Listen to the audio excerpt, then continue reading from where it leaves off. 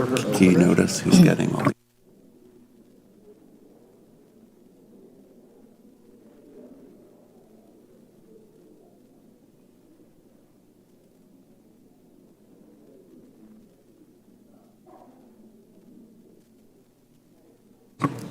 Yep. This hearing of the Subcommittee on Delivering on Government Efficiency will come to order. Welcome, everyone. Without objection, the chair may declare a recess at any time. I recognize myself for the purpose of making an opening statement. Good morning. At the DOGE Subcommittee, we are continuing our war on waste. That means rooting out spending that is unnecessary, wasteful, and frankly, un-American. Today, we are looking at the more than $500 million federal taxpayers spend annually to fund public radio and television. A big chunk of this subsidy flows to National Public Radio and Public Broadcasting Service. NPR and PBS are the big DC-based entities that create and distribute much of the news and educational content heard and seen on public radio and TV stations across the country. When Congress adopted the Public Broadcasting Act of 1967, it did so because it thought at the time that federal dollars were needed to provide objective news and education content to the entire nation, including rural residents who lived off the grid. Fast forward a few decades, and a lot has changed. The invention of the internet, for instance, and social media. It's made news and information widely available to those living in remote areas. Americans are increasingly consuming digital media and podcasts. The audience of public radio and television is declining. And I know this because I represent a rural district where farmers listen to podcasts and internet-based news while they drive their tractors. At the same time, NPR and PBS have increasingly become radical left-wing echo chambers for a narrow audience of mostly wealthy, white, urban liberals and progressives who generally look down on and judge rural America. PBS News is not just left-leaning, but it is actively uses taxpayer funds to push some of the most radical left positions, like featuring a drag queen on the show Let's Learn, a show targeted toward young children ages 3 to 8 years old. I want you to know I grew up watching children's programming on PBS. And as a mother who raised 3 children, I felt confident that I could leave the room while my own children were watching children's programming on PBS. But I can tell you right now, Ms. Kruger, specifically, as a mother, if I had walked in my living room or one of my children's bedrooms and seen this child predator and this monster targeting my children, I would become unglued. And that is how most parents feel all over this country. This is not the only example of them sexualizing and grooming children. They've been doing it for over the last decade. In 2015, PBS produced Frontline, put out a documentary, Growing Up Trans, that takes viewers on an intimate and eye-opening journey inside the struggles and choices facing transgender kids and their families. This means that PBS is one of the founders of the trans child abuse industry, all while taking taxpayer money. Brainwashing and transing children is an issue so hated by parents across the country that it was a driving force in the landslide Republican and Trump victory in the 2024 election cycle and presidential race. The news that these entities produced is either resented or increasingly tuned out and turned off by most of the hardworking Americans who are forced to pay for it. They no longer view NPR and PBS as trusted news sources. As a matter of fact, with these people, they're a threat. In fact, when Elon Musk put his hand over his heart and extended it and told the American people his heart goes out to them, PBS News posted the clip, called it a fascist Nazi salute, and described how it was similar to the same Heil used by Nazis at their victory rallies. Not once did PBS or NPR report on the numerous accounts of Democrats making the same gesture. AOC, Kamala Harris, Barack Obama, Elizabeth Warren, somebody that lost a presidential race, Hillary Clinton, Governor Tim Walz. Why wasn't this treated exactly the same way? Is there not a standard in journalism today? Apparently not. Here's How We Lost America's Trust was in fact the title of a powerful essay written last year by Yuri Berliner, a veteran NPR editor. In his essay, Berliner described how NPR's downward spiral accelerated greatly during the first Trump administration. He said NPR dedicated efforts to damage the Trump presidency via relentless pursuit of Russiagate rumors that the Trump campaign colluded with Russia over the election. NPR hosts interviewed Adam Schiff, then the top Democrat of the House Intelligence Committee, 25 times about Trump and Russia. But they made no apologies when the Mueller report found no evidence that the Trump campaign had colluded with Russia, because they did not. Berliner also described NPR's passionate embrace of the left-wing DEI ideology that Americans clearly reject, as evidenced by the November elections. NPR's language and style guides were shaped by race and gender-based affinity groups that dominated the internal culture of the organization. And NPR journalists were to ask everyone they interviewed their race, gender, and ethnicity, and enter it into a centralized tracking system. This tracking system embeds DEI into the fibers of its content. Sounds like racism to me. It's a software attached to NPR's content management system where these reporters and producers submit information about their sources' race and ethnicity, gender identity, geographic location, that's kind of scary, and age range. The tool allows NPR to track the demographics of their sources in real time to allow for source diversity. The irony of these supposed diverse sources is that NPR has no real interest in diversity, like having diverse viewpoints. Berliner tried to sound the alarm on this when he checked voter registration records of the editors at DC's NPR headquarters and found 87 registered Democrats and 0 registered Republicans. But NPR treated Berliner like a political dissident in the old Soviet Union. He was driven out of the organization and forced to resign. Sounds like communism. And the ringleader of that effort was NPR's then newly appointed CEO, Catherine Maher, who is before us today. She dismissed Mr. Berliner's wake-up call as profoundly disrespectful, hurtful, and demeaning. In other words, instead of viewing it as a chance to finally right the ship at NPR, she doubled down. In doing so, she made it clear how any further internal dissent would be dealt with on her watch. That does sound like communist China at the taxpayer's expense. And no one should be surprised. NPR installed her in the top job after Ms. Maher was firmly on record with a litany of public comments and social media posts displaying her ultra-progressive views, her scorn for free speech, and her fondness for censorship.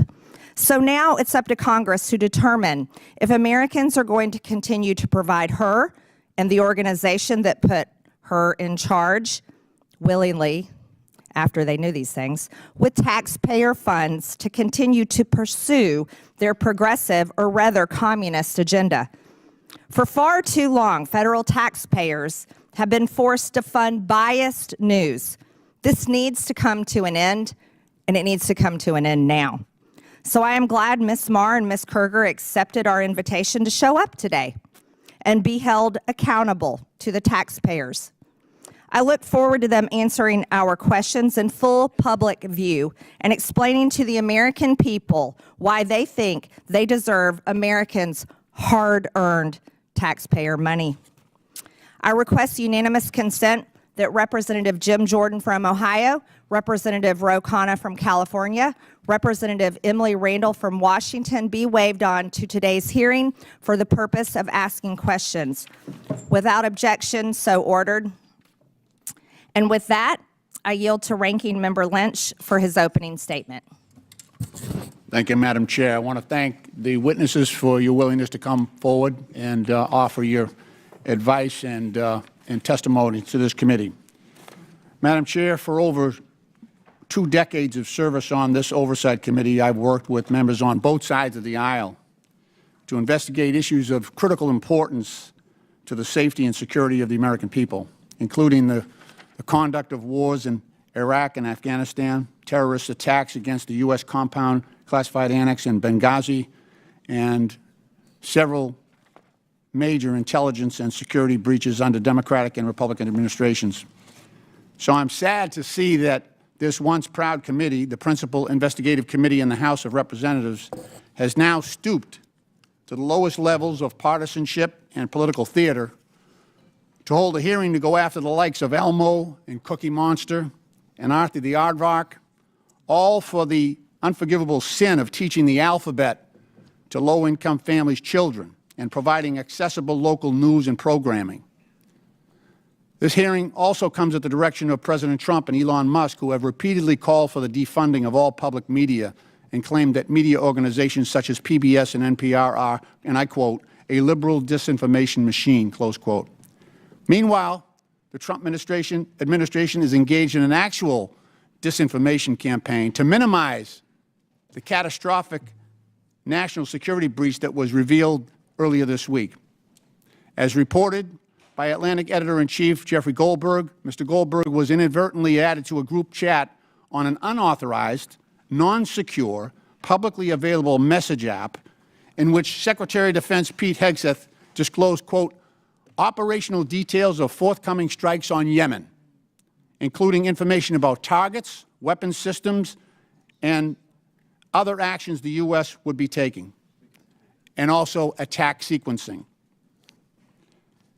I want to remind my colleagues in Congress that federal law makes it a crime when a person, through gross negligence, removes information relating to national defense from its proper place of custody or delivered to anyone in violation of this trust, ought to be lost, stolen, or abstracted or destroyed. And what's more, if evidence shows that any of the parties who were in on that signal chat lied under oath in the Senate yesterday, Mr. Ratcliffe or Ms. Gabbard, for instance, then certainly conspiracy to conceal that breach would be far worse, where center or criminal intent is in evidence, and would be more likely to invite culpability and possible criminal liability. The Secretary of Defense would be subject to criminal prosecution, and it would be the responsibility of the U.S. Attorney General to prosecute that, but where a conflict exists, it might require a special prosecutor. This security breach severely compromised the safety of American troops in advance of imminent U.S. operations and airstrikes against Houthi rebel positions. It is well documented that the Houthi arsenal includes anti-aircraft capability, ballistic missiles, cruise missiles, rockets, and unmanned aerial attack drones. Mr. Goldberg, who was unwittingly elevated to the clearance level afforded to members of the Joint Chiefs of Staff, was also joined in the exposed group chat by Vice President J.D. Vance, Secretary of State Marco Rubio, and National Security Advisor Mike Waltz, and other senior members of President Trump's national security team. This committee should be questioning every single one of them as to why they were using an unapproved, unsecure messaging app to conduct sensitive classified discussions about military operations in which our sons and daughters in uniform are being sent into battle. One of the participants was actually sitting in Russia using an unsecure app. And every member of this committee knows what that means. We've all been advised about which apps are secure and insecure and when it is appropriate to engage in non-critical discussions. As former chairman of our subcommittee on national security, I recall a time when just the potential for a security breach that could expose American troops and intelligence personnel to unnecessary danger would immediately trigger hearings and bring this committee to a lather on both sides. But you can bet we won't be touching this issue. Because today the controlling House majority is afraid to do its job. It is afraid to hold Trump and Trump's administration accountable. They would rather post up against Big Bird than deal with that issue. In reference to public media, Elon Musk recently asked, should your tax dollars really be paying for an organization run by people who think the truth is a distraction? Well, I would say the same about the current administration and its proliferation of disinformation, from claims that Ukraine started its own invasion, to Secretary Hegzet's assertion that no one was texting war plans. You can read the text today because yesterday in the hearing they said it wasn't classified information. So you can actually go on the New York Times website and read the text that was discussed in advance of our military operations in Yemen. Madam Chair, if shame was still a thing, this hearing would be shameful. And I yield back the balance of my time.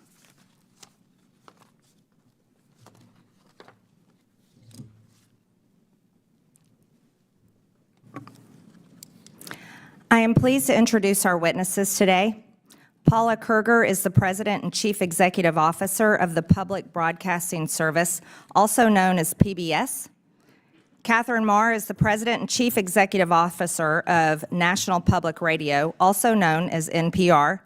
Mike Gonzalez is the Angelus T. Arredondo E. Pluribus Unum Senior Fellow at the Heritage Foundation. Ed Ullman is the President and CEO of Alaska Public Media. Again, I want to thank you all for being here to testify today.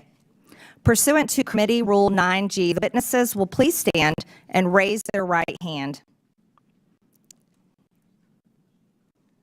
Do you solemnly swear or affirm that the testimony that you are about to give is the truth, the whole truth, and nothing but the truth, so help you God? Let the record show that the witnesses answered in the affirmative. Thank you. You may take a seat.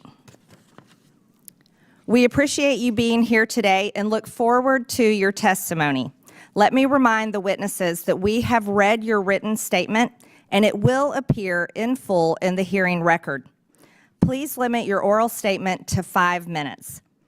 As a reminder, please press the button on the microphone in front of you so that it is on and the members can hear you. When you begin to speak, the light in front of you will turn green. After 4 minutes, the light will turn yellow. When the red light comes on, your 5 minutes have expired, and we would ask that you please do your best to wrap up. I now recognize Catherine Marr for her opening statement. Chairwoman Green, Ranking Member Lynch, and distinguished members of the subcommittee. My name is Catherine Marr, and I'm the President and CEO of National Public Radio, and I welcome the opportunity to discuss the essential role of public media in delivering unbiased, nonpartisan, fact-based reporting to Americans. Americans listen to public radio as they commute, as they work, and in the kitchen as they cook with family. Nearly 100% of Americans live within range of a public radio station. We cover what matters to local communities, crop prices, cook-offs, and local sports teams, alongside news of the nation and the world, from the halls of Congress to coverage of our troops overseas. Today, Americans have more media choices than ever. The rise of podcasting has established a competitive free market for audio news and information. And every day, I am honored to know that we have 43 million listeners from every state in the nation. Amidst this competition, local stations choose to become members of NPR for the value we provide. For example, we are the only non-paywalled news outlet with a dedicated reporter covering veterans issues. While NPR is only 25% of station programming on average, audiences for NPR bring the scale and revenue that subsidize essential local programming. Local public media journalism has never been more important to American families, who consider it part of the fabric of their communities.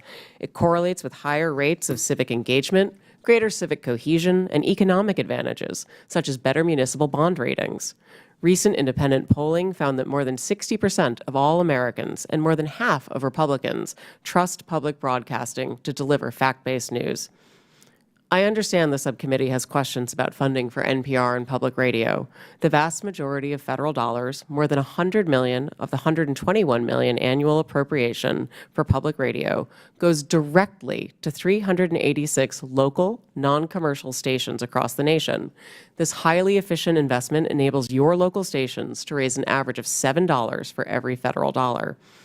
As a grantee of the Corporation for Public Broadcasting, NPR received federal funding of $11.2 million last year.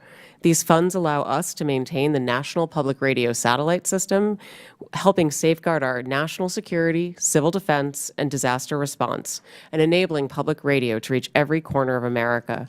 Additionally, these funds help protect journalists covering our troops overseas and reverse the decline of local journalism.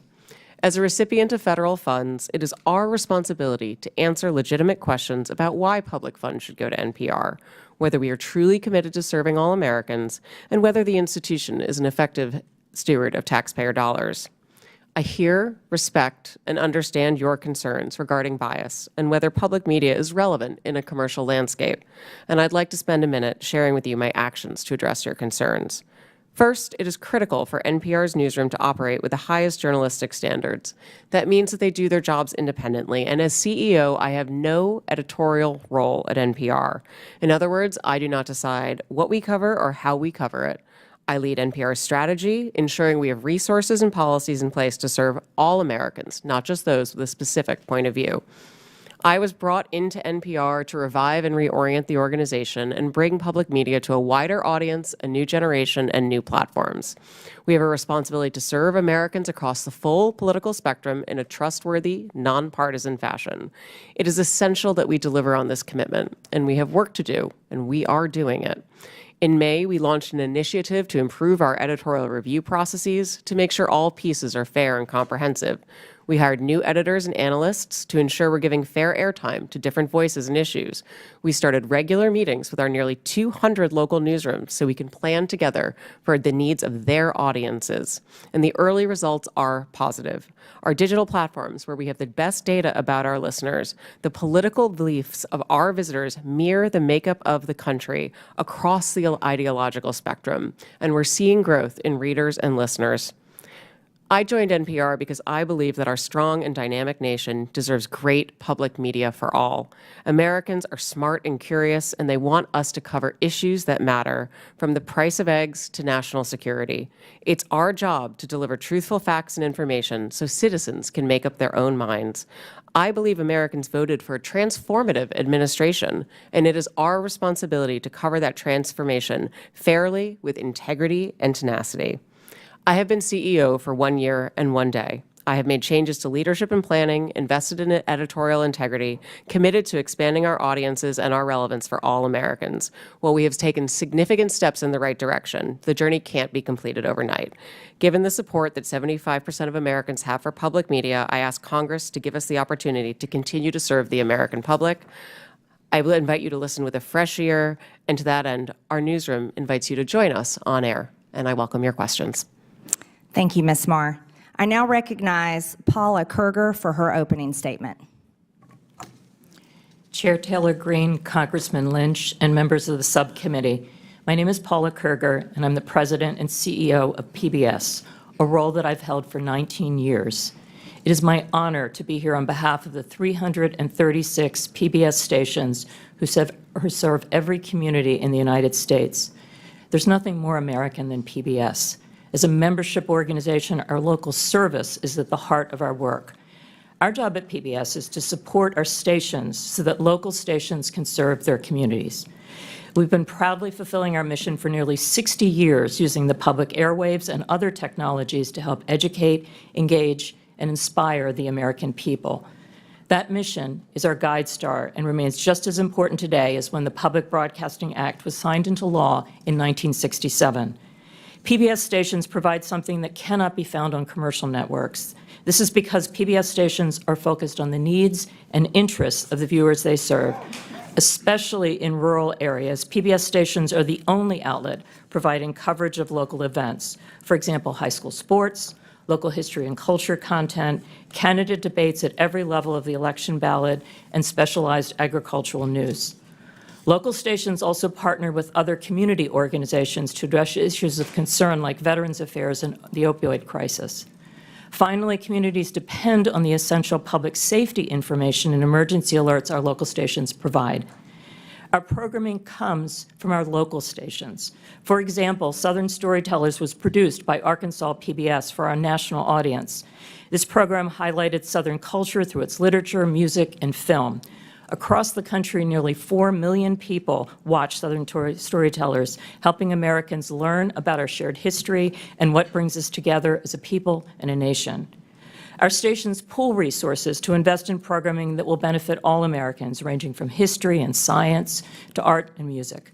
For example, Firing Line with Margaret Hoover creates a forum for people with a wide range of views to respectfully share ideas. While programs like Independent Lens's Matter of Mind, My Alzheimer's explores the challenges facing many American families. And we celebrate what makes our country great. A Capitol Fourth and the National Memorial Day concert honor our nation's ideals, our service members, and our veterans. Looking ahead, we will mark our nation's 250th birthday with the landmark initiative headlined by a new major series from Ken Burns, The American Revolution. Our educational programming for children is one of the most important aspects of our service to the American people. I strongly believe that the programming we offer to prepare children for the future is the most essential work that we do. Today, more than half of all preschool-aged children are not enrolled in pre-kindergarten programs. Our content has helped tens of millions of children prepare for success in school and in life with free programming that is available everywhere children are, on air, online, and in the classroom. Our educational programming is backed by scores of research studies showing that our programs like Daniel Tiger's Neighborhood and Super Y help kids develop essential skills like reading, math, and problem solving. We are proud that nearly 9 out of 10 families agree that PBS is the most trusted, safe, and educational media brand for children. Because our programming is free and universally available, we are able to reach more low-income families than any other media company. In fact, our viewers overall reflect the wide variety of communities we serve. Our audience mirrors the overall U.S. population with respect to education, income, and geography. Each month, over 160 million television and online viewers explore the world through our trusted content, and more than 3/4 of Americans feel that PBS stations provide excellent value to their communities. For over 2 decades, the American public has consistently ranked public television as one of the best investments the government makes. More than 70% of the CPB funds from Congress go directly to our stations. And for every dollar of that vital seed money, local stations raise 7 to support their work. This is one of the best, most successful examples of a public-private partnership. When I think about the need for our service, I think of a man I met during a visit to a local station in Nebraska. He was a rancher with young children, and he drove hours to attend a local station event. He pulled me aside and told me this: we need PBS. We don't live near a preschool. My children have learned to read watching PBS shows, and the shows we watch on PBS are our connection to the rest of America. That is why PBS and the 336 local stations in your communities do what we do. PBS programming and the services that local stations provide bring Americans together. It is valued, needed, and trusted by the American people. I appreciate the opportunity to be here today, and I look forward to your questions. Thank you, Ms. Kruger. I now recognize Mike Gonzalez for his opening statement. Thank you, Chairwoman Taylor Greene, Ranking Member Lynch, for allowing me to appear before you today. My name is Mike Gonzalez. I'm a senior fellow at the Heritage Foundation, The views expressed are my own and should not be construed as representing any official position of the Heritage Foundation. Before joining Heritage 16 years ago, I was a journalist for many years. I worked in Latin America, Asia, and Europe, traveled with the Mujahideen in Afghanistan, was arrested in Panama, witnessed China's takeover of Hong Kong, and covered the stock market for the Wall Street Journal. I have even covered high school sports. I know that journalists can keep their prejudices in check. That is, if they want to. This ability to give all sides a hearing becomes an even more serious obligation when taxpayers are coerced to pay for you. Yet NPR, PBS, and the other state broadcasters refuse to abide by the simple code of decency. For decades, they've asked for more money while telling conservatives to get lost. But the nation today is in a very different place, with $36 trillion in debt, and more importantly, we're seeing not just a shift in our cultural vibe, but a shift in societal paradigms. Through their egregious bias, NPR and PBS have violated the public trust. Public media needs to be defunded, and the CPB needs to be dissolved. It's a matter of simple fairness. Multiple arguments can be made. I will list just a few. We're deeply in debt. Number two, the arrangement is unfair to private sector media competitors. Number three, public broadcasting was created with the promise that it would be educational. But now that thousands of competitors have come online, public media has become, as George Will says, like the human appendix, vestigial and purposeless. The funding is a regressive tax, an obnoxious wealth transfer from working families to the affluent. But the ultimate factor is the broadcaster's unforgivable political bias. What we have today is a circular, undemocratic relationship. Democrats unanimously vote for more and more money for public media, and in exchange, public media heavily tips the scale in their favor. It is a nice arrangement for them, but it must end. NPR's and PBS's foolhardy embrace of progressive views and constant denigration of conservative ones is quantifiable. Thank you. I referred you to my written testimony. Besides my own examples, I cite the research of Tim Graham, as well as NPR veteran Yuri Berliner, who says, quote, an open-minded spirit no longer exists within NPR. Rather than pause and reflect, NPR instead chose to circle the wagons and assassinate Berliner's character. This is part of a pattern. In 2010, NPR fired Juan Williams and vilified him as a psycho after he dared to flout the network's progressive orthodoxy. The people running NPR remain, in Mr. Williams' words, an insulated cadre of people who think they're right and who have a hard time with people who are different. They went completely off the rails when Donald Trump was elected in 2016. Coverage, quote, veered towards efforts to topple the Trump presidency, Berliner said. NPR hitched its wagon to the false claim that Russia had colluded with the Trump campaign. It also refused to cover the Hunter Biden lab story. After the 2020 riots, NPR firmly sided with those who affirmed, without a shred of evidence, that America is an oppressive society gripped by systemic racism. NPR and PBS even justified looting. Rather than use journalism as a truth-seeking tool, NPR and PBS distorted journalism to further a political agenda. Yamiche Alcindor, the liberal activist that PBS hired to cover the White House, routinely used the platform to make unsubstantiated allegations against President Trump. President Biden, she presented as, quote, a moral, undecent man, unquote. Or consider Catherine Marr's appointment as NPR CEO. Her long record of comments leave zero doubt that she's not only a committed progressive, but someone whose disdain for free expression disqualifies her from being anywhere close to the levers of power at a media institution. And what does she think of President Trump? He's, quote, a deranged, racist sociopath. Ms. Marr is an American. She's entitled to her views.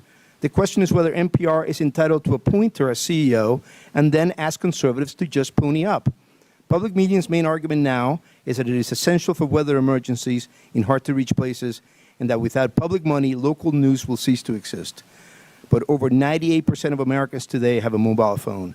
Even Alaska, one of our most isolated states, has high levels of internet penetration. As for the claim that the taxpayer is the last available business model for local news, NPR and PBS are asking us to believe something laughable, that the government can fund a media structure that actually keeps the government in check. I urge you not to try to mend public broadcasting. End it. Thank you very much for your attention, and I look forward to your questions. Thank you, Mr. Gonzalez. I now recognize Ed Ullman for his opening statement.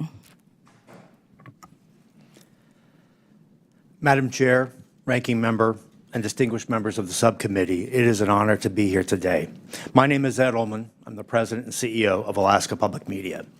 The people of Alaska rely on public media to provide free, universal access to essential services in public safety, education, and community connections. This includes potentially life-saving alerts, updates on community affairs, coverage of state and local government, proven educational content engagement services, and local and national news. In many parts of Alaska and communities throughout the country, public media is often the only locally operated, locally controlled broadcasting service. We are more than nice to have, we are essential, especially in remote and rural places where commercial broadcasting cannot succeed. We provide potentially life-saving warnings and alerts that are crucial for Alaskans who face threats ranging from extreme weather to earthquakes, landslides, and even volcanoes. Nationwide, our public television interconnection system supports the PBS Warning Alert Response Network, a critical pathway for the distribution of wireless energy emergency alerts to cell phones. Public television pioneered datacasting technology to enable public safety officials to communicate with each other without the need for broadband or cell service. In partnership with the Department of Homeland Security, public television has proven how this technology can assist rural search and rescue, over-water communications, large event crowd control, and even school safety incidents. Alaskans use our services to connect to their communities and the broader world through access to local public and government affairs, agricultural news, local history and culture, as well as local and national educational content and news. Our programming caters to and is informed by the specific needs of the communities we serve. Just to give a few examples, Indie Alaska, an award-winning series of documentaries, captures Alaska's people, places, and their unique stories. Alaska Insight is a weekly public affairs program that moves the conversation beyond the headlines and right into Alaska's communities. Our radio station hosts Alaska's only statewide call-in programs, Talk of Alaska and Line 1, Your Health Connection. We reach across Alaska with these essential free services through a statewide network consisting of 4 TV channels and 1 radio station. We coordinate the only statewide news network, which includes 27 independent radio stations across Alaska, and we operate the Alaska Rural Communications System, which provides free over-the-air television and radio programming to 100 rural communities. Alaska Public Media is one of more than 360 locally controlled and operated public television stations and over 1,000 public radio stations throughout the country that provide critical services to address the broad range of interests and views of our local communities. These stations collectively reach nearly 99% of the American public, regardless of zip code or income level. This nationwide service would not be possible without federal support. Today, over 70% of the federal funds for the Corporation for Public Broadcasting go directly to stations just like ours. Our system leverages this crucial seed money 7 times over in highly efficient public-private partnerships. Reducing or eliminating federal funding would be devastating and could cause the closure of many stations, especially the most rural and remote. Our highest costs come from maintaining broadcast and IT infrastructure, local programming, and community engagement, all of which would be in serious jeopardy without federal funding. Cuts to our national partners, PBS and NPR, would have a similar impact, particularly in small and rural markets. The broad range of news and educational programming that we receive from these organizations is popular with Alaskans. Without this national content, we would receive less local support, endangering the local services we provide. This national local model efficiently leverages economies of scale and allows us to provide the unique mix of local programming and national content that Alaskans want. Congress's support for the mission of public broadcasting to provide every American access to free, non-commercial quality educational programming remains critical. It allows us to connect Alaskans with each other and with our neighbors in the lower 48, and to connect the nation with us. I urge Congress to maintain federal funding for public broadcasting to ensure that local stations around the country can continue to provide essential services to their local areas, I welcome your questions. Thank you, Mr. Ullman. I now recognize myself for 5 minutes of questions. Ms. Marr, your public statements and social media posts reflect left-wing ideology and blatant opposition to free speech. After all, you were the head of Wikipedia for many years, which is a platform that doesn't tell the truth. Let's walk through some of your statements so the public can understand your personal views. You said your fellow Americans just elected Donald Trump as president again this past November. You called him a deranged racist and sociopath. You posted on X that America is addicted to white supremacy. It's appalling. You've publicly chastised using the phrase boy and girl, which you said erases the language for non-binary people. There's only 2 genders, by the way. Ms. Marr, the federal funding that your outlet receives comes from all American taxpayer dollars, not just from your viewers who support such statements as these.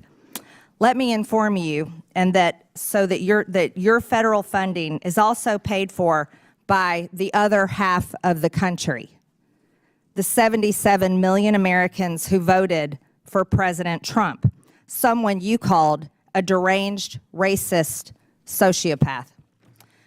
Ms. Marr, many find your pro-censorship and anti-free speech views more concerning than your politics. The only speech you like seems to be speech that you agree with. In 2021, you called the First Amendment the #1 challenge in American journalism because it makes it hard to crack down on bad information. You said in a TED Talk that our reverence for the truth might be a distraction. You've also expressed support for deplatforming individuals you view as fascist. Who do you think should be charged with cracking down on so-called bad information? Is it NPR? Is it the government? Is it you, Ms. Marr? Congresswoman, Madam Chair, thank you so much for the opportunity to address this. I know. Is it up to you and NPR to crack down on bad information or decide the truth? Answer the question, yes or no, Ms. Marr. Absolutely not. I'm a very strong believer in free speech, and I believe that more speech. Your public statements say otherwise. Ms. Marr, in 2021, when speaking at an Atlantic Council event, you said that when you were CEO of Wikipedia, you took a very active approach to disinformation and misinformation. During the COVID pandemic and the 2020 election, you said you censored information through conversations with government. Which governments were those, Ms. Marr? The Biden administration, yes or no? Madam Chair, Wikipedia never censored any information. These are your public statements, Ms. Marr. Ms. Marr, are you familiar with Section 399B of the Communications Act? It prohibits non-commercial education broadcast stations, NCEs, from airing commercials on behalf of for-profit entities. The FCC recently opened an investigation into the underwriting announcements and related policies of NPR and PBS. Does NPR air commercials for for-profit entities, Ms. Marr? Yes or no? Madam Chair, we are in full compliance with the FCC's inquiry and will continue to cooperate. I remind you, you're under oath, and violations of the Communications Act comes with a fine up to $10,000 and possibly up to a year in prison. Does PBS air for-profit commercials, Ms. Kruger? We air underwriting announcements, and we believe we are in full compliance with the FCC, and we look forward to delivering the material required in this part of this investigation. We look forward to that, too. I'm assuming you're concerned, both of you are concerned about this, and that's why you brought so many attorneys with you today. Ms. Kruger, using taxpayer subsidies, PBS funded Independent Lens to make documentaries for part of your programming. In 2016, Real Boy was aired about a trans teen navigating adolescent sobriety and the ramification of his gender identity. In 2022, the same series aired Our League, in which a trans woman comes to her old school Ohio bowling league in a story about transition. Then in 2024, Erase This Trees was aired telling a story of how in Palm Springs, a black neighborhood fights to remove a divisive wall of trees. Do you think PBS needs to fund ridiculous material such as this that the taxpayers are having to pay for? These are documentary films that are point-of-view pieces that are part of our primetime schedule for adults. And parents and adults don't trust that type of programming.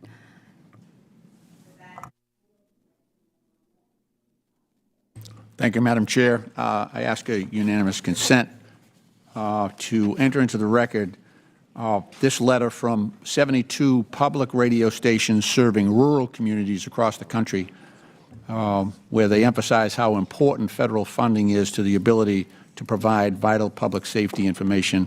Without objection, so ordered. Okay. I also have a similar letter from Georgia, from the Georgia PBS NPR station, also asking for consideration for federal funding. Without objection, so ordered. Thank you. Ms. Kerger and Ms. Marr, can we talk a little bit about the educational service you provide for children of low-income families and how that is received, and the trust that you've generated among families in that situation? Yes, a significant part of our broadcast day is devoted to programming for children. We focus on preschool. That goes back to the legacy of Fred Rogers, who believed that media could be a tool to help to instruct children as well as a tool of entertainment. Our programming is focused on core skills that kids need to develop before they enter school, in math and in learning numbers and in learning letters, so that kids that don't have the opportunity to be in a formal pre-K program have a chance to walk into school for the first time on equal footing with kids that have more opportunity. And that's the heart of what we think about in the programming that we develop for kids. Now, I know you've done some, well, independent groups have done assessments on trust, the trust factor that parents have on PBS Kids, which is one of your most popular services. Can you talk about that? Yes. Where did you come in terms of the comparison to other stations? Yeah, we are the most trusted media brand. In fact, Parents Magazine this week just ran the results of a study that was done on Daniel Tiger's neighborhood, actually looking at 16-year-olds that remember some of the basic skills they learned as small children. And what we're focused on is to make sure, again, that every child has the opportunity to learn and be excited about the world around them when they enter a school for the first time, and to give them those core basic skills that we can see they carry forward in life. Ms. Marr, I'd like you to focus on the work that public media is doing in relation to public safety communications. How important is this function of public broadcast media, particularly, I'm talking about the most rural, most remote communities in this country? Thank you so much, Congressman. We are part of the National Next Generation Warning System, for which we've received a significant investment over the course of the last few years, and many thanks to Congress for supporting that appropriation. Our stations are busy implementing that across the nation. We also are part of the the statewide emergency plans for more than 20 states. You'll see the importance and value of public radio in particular when we face extreme weather. For example, whether in Ashland, North Carolina, recently, Blue Ridge Public Radio was the only news information source available for nearly 2 weeks as people struggled with outages of water and electricity, and certainly outages of cell phones and internet. Recently as well, my colleague from Alaska would be able to speak to Raven Public Media, which had a very similar experience of 2 weeks of outages in which the local media station was, again, the only source of information for that community. When everything else goes down, public radio is there, available to first responders to be able to communicate directly about issues of harm and ensure the public has access to vital, critical information. Now, I mean, there's a lot of information out there, a lot of stations out there, but we're talking, what's the difference here when you have a paywall-free, non-subscription access for some of these communities? I think it makes all the difference in the world, sir. We recently, as I mentioned in my opening statement, we're one of the only publications in America that has a dedicated veterans beat and the only one without a paywall. I'm always struck by something that our veterans reporter told me, which is that a mother of one of our troops deployed overseas came to him and said that for the first time in 9 months, she'd heard his son's voice. That's something that I believe only public media can do, and it can only do that because it is available to all Americans without any barriers. Thank you. Madam Chair, I yield back. I now recognize Chairman Comer from Kentucky for 5 minutes. Thank you, Madam Chair. Mr. Ullman, I'm glad you brought up a point. It's been mentioned a couple of times already at the early start of this hearing about rural and remote. And I have to tell this story. When I graduated from college with a degree in agriculture, I went back to rural Monroe County, Kentucky, and worked on a farm, my farm, for 5 years, full-time. Farm to this day, but full-time. I was in a tractor, sometimes 10, 12, 14 hours a day. And I listened to the radio, and the only radio station I could get that had news was public radio. So I listened to as many hours of public radio as anyone on this panel, I can assure you. And it was a great service. That was 30-some years ago. Today, in that same remote area, I mean, you've got Sirius XM, you've got podcasts, there's internet access now, there's a whole menu of media options now. So, but over time, and I still occasionally listen to NPR because I just want to hear what they have to say. And I don't even recognize the station anymore. It's not news. I feel like it's propaganda. I feel like there's disinformation every time I listen to NPR. And, you know, a media entity like MSNBC or Huffington Post that, in my opinion, consistently spews disinformation, they can do that. They're a private company. But NPR gets federal funds. And you know, I have a problem with that, because if people in Alaska, if all they have is public radio, then all they know is what these headlines say, and they're wrong about COVID-19. And the headlines are in the background. I don't have time to go over all these headlines that are wrong. About Russian collusion, wrong, wrong. About the Hunter Biden laptop, wrong. And then there's a story about me, and part of what we went through on this committee during the Biden investigation, which, by the way, ended with Joe Biden's last act as President of the United States, pardoned his entire family preemptively for an 11-year period, which just so happened to be the 11-year period that this committee investigated the Bidens, that we had subpoenaed bank records. I don't think NPR reported about the pardons, but they reported a lot about how there was no evidence of any wrongdoing and things that just weren't true. In fact, there's a story, NPR, lawmaker leading Hunter Biden House investigation, accused of owning a shell company. Well, that's me. Ms. Mayor, are you familiar with that story that NPR wrote about me at the height of the Biden investigation, when you all were disputing every aspect of our investigation that is 100% factual? We have hundreds of pages of evidence, hundreds of pages of bank records, hundreds of pages of emails. Do you remember the story that NPR wrote about me saying I had a shell company? Congressman, I was not at NPR at the time, and I'm unfamiliar with the story. Where do you get your sources on something like that? That's a very serious accusation, because we're investigating a president and his family who had 28 shell companies. I have an LLC, had 5 properties in it. It's in my financial disclosure form. I've gone into great detail, given lots of interviews. But people that listen to NPR, they're totally disinformed on the truth. And you know, I have a problem with that, because you get federal funds. And I do believe there was a role for public radio 30 years ago, maybe 20 years ago, maybe 5 years ago. But because of technology today, I don't think there's a role for public radio anymore. And I think you've abused the privilege that you had with receiving federal funds. Because these headlines here are not true. This is disinformation on some huge topics. Do you want to dispute anything that I said in the remaining 30 seconds? Thank you, Congressman.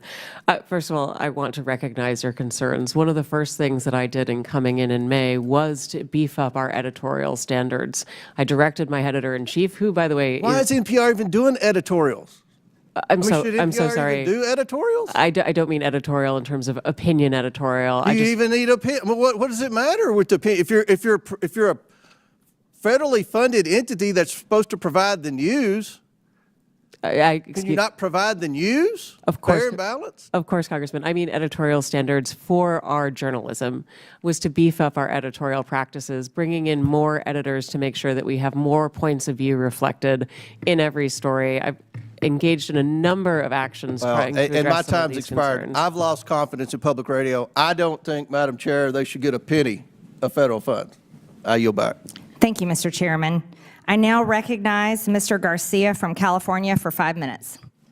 Well, thank you, Madam Chairwoman. I want to first begin by thanking all of our witnesses that are here today.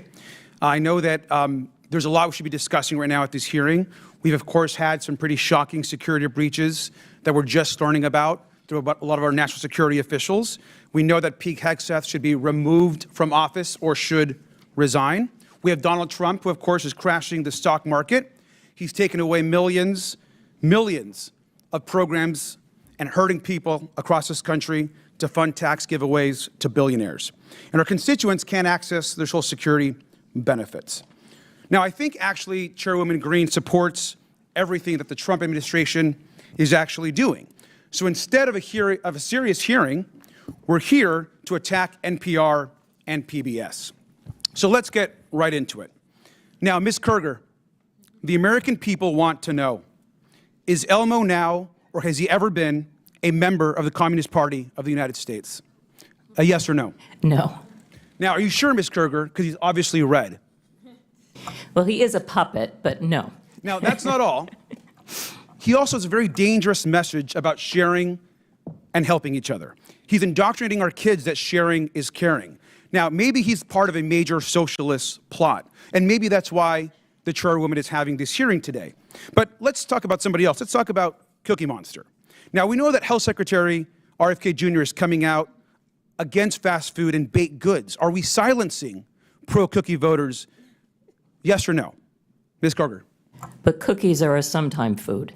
Well, thank you. And now, I agree with you. And let's also talk about the most important, maybe, character on Sesame Street. This is actually Big Bird. Now, Ms. Kerger, since Elon Musk actually fired USDA workers who have been working on the bird flu, does it make sense to also fire Big Bird? Yes or no?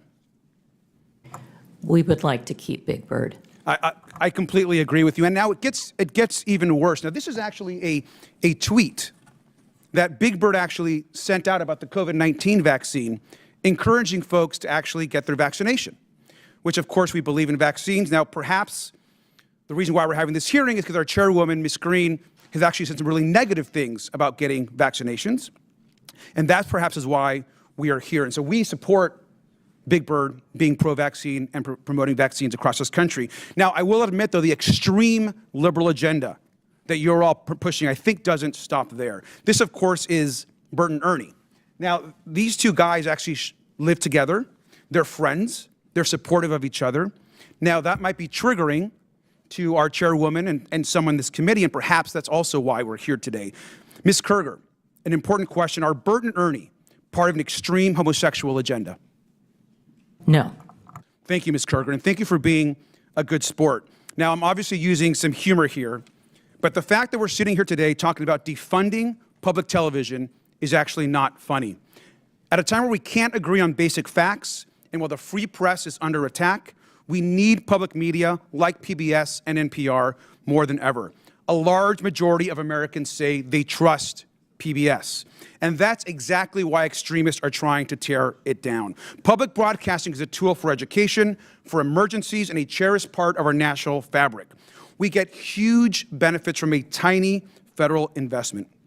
The majority and our chairwoman should drop this attempt to silence media voices they don't like. So the message, I think, today is very, very simple. If we're going to get rid of any puppeteers, we should get rid of the one that's actually controlling Donald Trump. Fire Elon Musk and save Elmo. And with that, I yield back. I now recognize Mr. Cloud from Texas for 5 minutes. Thank you, Chairwoman. NPR fancies itself as a nonpartisan news outlet, public information outlet, even says that we should consider all things. All things are considered, yet their history of political bias has shown that there are a number of things they have not considered. They asked us not to consider that the Hunter Biden laptop was real. They dismissed what was always the most probable theory of the COVID lab leak from Wuhan. They interviewed Russia collusion hoaxer Adam Schiff 25 times, who claimed to have a vault of information in his office leading to the impeachment of President Trump, which of course we now know was all fraudulent. I'd like to submit for the record an article by Uri Berlinger. I've been at NPR for 25 years. Here's how we lost America's trust. Without objection. So NPR, unfortunately, has lost much of the audience that they used to have, and now they have a very partisan audience because of this. Who do they bring in to fix it? They bring in Ms. Maher, who has a history of commentary of promoting Marxist ideology, including critical theory. Said we should not use the terms boy or girl, has called our president a deranged racist sociopath, and said that our reverence for the truth has become a distraction that is preventing us from finding consensus and getting important things done. And one could look at that and think that maybe, in your view, promoting groupthink is more important than finding the truth. I thought we liked diversity of ideas, especially, and that as an online encyclopedia that you used to manage, activism was more important than accuracy. Now, I had an uncle who used to say that you should never let the truth get in the way of a good story. And while that was humorous when we were talking about weekend fishing expeditions, when we're talking about news and information and encyclopedias and things that are of national importance, I find that very troubling. Now you are here managing NPR, which is in part federally funded. Can we expect that you will bring the same lack of reverence for truth to your management of NPR? Thank you, Congressman. First of all, I do want to say that NPR acknowledges that we were mistaken in failing to cover the Hunter Biden laptop story more aggressively and sooner. Our current editorial leadership. In Wuhan? We recognize that we were reporting at the time, but we acknowledge that the new CIA evidence is worthy of coverage and have covered it. What have you done to clean up the bias before? You mentioned I wasn't there for that. What are you doing to clean up and make sure that we have Absolutely. Thank you, unbiased? Congressman. As I mentioned, I came in May. Mr. Berliner published his story 2 weeks into my tenure regarding stories that had happened prior. I wish that I had had the opportunity to speak with Mr. Berliner. I would have loved to have had him engage and come back to us with some suggestions as to what we could do editorially in order to address what he perceived as bias. Now you've had a long history, including the thing that I mentioned about lack of reverence for truth. And how reverence for truth, you've even talked about the First Amendment kind of getting in the way of what you wanted to get done. And then you're wanting us to believe that NPR is now taking this non-biased approach. I mean, where was the come to Jesus moment for you, I guess, that has turned you around and that we can trust the American taxpayer dollars with your leadership of NPR? I so appreciate the opportunity to perhaps clarify some things. My talk about truth was really referencing the way that people use truth to refer to belief as opposed to facts. And my encouragement was that we focus on facts. With regards to the First Amendment. That's not what your comment said. Your comment said that truth was getting in the way of getting things done and that you were prioritizing what you wanted to get done over truth. And that's really unfortunate. I want to go to a different context because you're allowed to have your political opinion. Any news organization should be going after the truth. That's what we want and expect out of news organizations. But certainly a media platform can have whatever opinion it wants in a free society. The question before us today as a committee is whether or not the taxpayer should be forced to pay for this kind of thing. Mr. Gonzalez, I wanted to get your take on this about why the corporate public broadcasting is it still relevant today? I mean, we're in a different context than we were in the 60s where maybe not every home had a television. Now many of them have multiple televisions, and certainly most have a screen in their pocket most times during the day. I have 3 here on my desk. And so it seems like we're in a different context. Like, where could we possibly get the news today or information? Could you speak to the importance or lack thereof of the Corporation of Public Broadcasting in the context of where we are today in society? Yeah, right. When it came on after the passage of the 67 Public Broadcasting Act in the early 70s, there were only 3 networks. We had Cronkite, Reasoner, and the other guy. And PBS added by a third the number of networks that we had. That's not the case today. And as far as education, which has been diminished, and by the way, I believe that Sesame Street was sold to HBO 10 years ago. But as far as the educational value, we have an unending stream of educational content online. I could reel off a number of websites that people can access, YouTube channels, where kids of all income levels can access educational content. So, but basically, as I said in my testimony, it goes back to the basic unfairness that conservatives for 50 years have been saying, but you're completely biased. And they have the audacity to say, oh, no, we're not. And you have to just pay us. And it's just, that is the basic. The gentleman's time has expired. Thank you, Mr. Gonzalez. I ask unanimous consent to enter into the record an article published today by Yuri Berliner about NPR, basically saying that the bias has not changed. Madam Chair, I also have a unanimous consent request from the members who are at Mr. Grijalva's funeral mass this morning, asking to submit into the record this letter of support for federal funding from WKMS, Without objection, so ordered. Which is Kentucky Radio, which is where Mr. Comer wrote his Without objection, so ordered. tractor. Thank you. I now recognize the gentleman, Mr. Kassar from Texas, for 5 minutes. Good morning. Mr. Gonzalez, you wrote the proposal to defund NPR, PBS, and public broadcasting for Project 2025. Can you answer a few questions for me? How many millions of dollars a month do taxpayers spend for Daniel Tiger to play golf? I have no idea who. The answer is none. Okay. To your knowledge, has Miss Piggy ever been caught trying to funnel billions of dollars in government contracts to herself and to her companies? That's a silly question. Well, the answer is no. How about Arthur the Aardvark? Has he ever fired independent government watchdogs who are investigating his companies? The answer is no.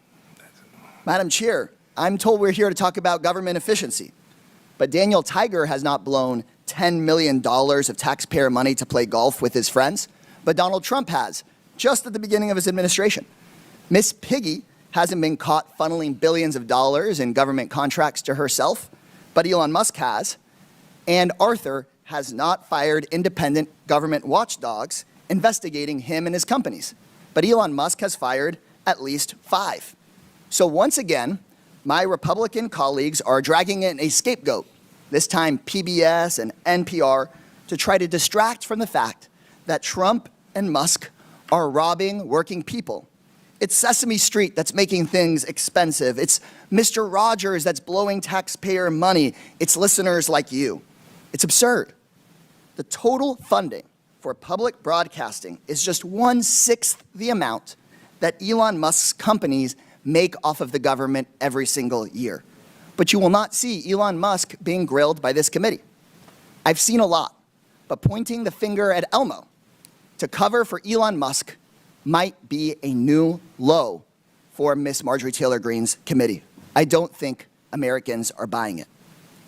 Here's what I think we should be having a hearing about. After Trump and Musk took over the government, reporters noticed that the State Department was trying to funnel 400 million taxpayer dollars to Tesla. The State Department said it's an old contract, no news here, but because of a brave whistleblower and an NPR reporter, they exposed the corruption and the lies. Madam Chairwoman, if we want to look into waste, fraud, and abuse, why not look into that? Elon Musk, who's running cabinet meetings, who's running the White House, was trying to funnel money to himself. So let's stop investigating Cookie Monster and start investigating how the Trump administration lied about this and was trying to funnel money to their biggest political supporter. Maybe you're trying to defund NPR because they expose this kind of corruption. And if Republicans were serious about investigating waste, fraud, and abuse, my colleagues would admit that Big Bird is not the problem. Big tech is, big pharma is, big insurance companies are. Elon Musk's companies make billions, $3 billion a year off of government contracts. That's 6 times the money that goes to all of public broadcasting. Private insurers and Medicare Advantage overcharged taxpayers $83 billion just last year. That could pay for public broadcasting 160 times over. The $4.5 trillion tax cut for the ultra-wealthy that Republicans on this committee are trying to push through, that would pay for public broadcasting 9,000 times over. There is money to pay not just for PBS and NPR, but health care for every American, tuition-free trade school and community college for every American, to end homelessness on the streets of our cities. But my Republican colleagues don't want to talk about the corporate waste, fraud, and abuse because those corporations fund the Republicans' campaigns. So instead, they want to shut down educational programming for kids and their families, and they want to shut down local radio stations. To borrow a phrase from Sesame Street, the letter of the day is C, and it stands for corruption. Look, in my home city of Austin, Texas, we have Austin City Limits, which decade after decade after decade has chronicled American music. And if they had a bad season and it was private TV, they just would have shut it down. And we wouldn't have had decade after decade after decade of Austin City Limits. That's the amazing thing about public broadcasting. I have a lot of public housing residents in the San Antonio side of my district, and when I talk to them and they hear about what's going on in Washington, D.C., they talk about Texas Public Radio. And I just heard my colleagues talking about educational programming for kids on YouTube. That stuff is loaded with ads. And also on other forms of private television, they're selling you and your kids stuff, making people feel bad. They're trying to make a profit off of you. That's why I got sat in front of Mr. Rogers, because you got to learn something and they weren't just trying to sell you junk. It's better for our kids, it's better for our families, and we should actually be supporting public broadcasting instead of this stuff.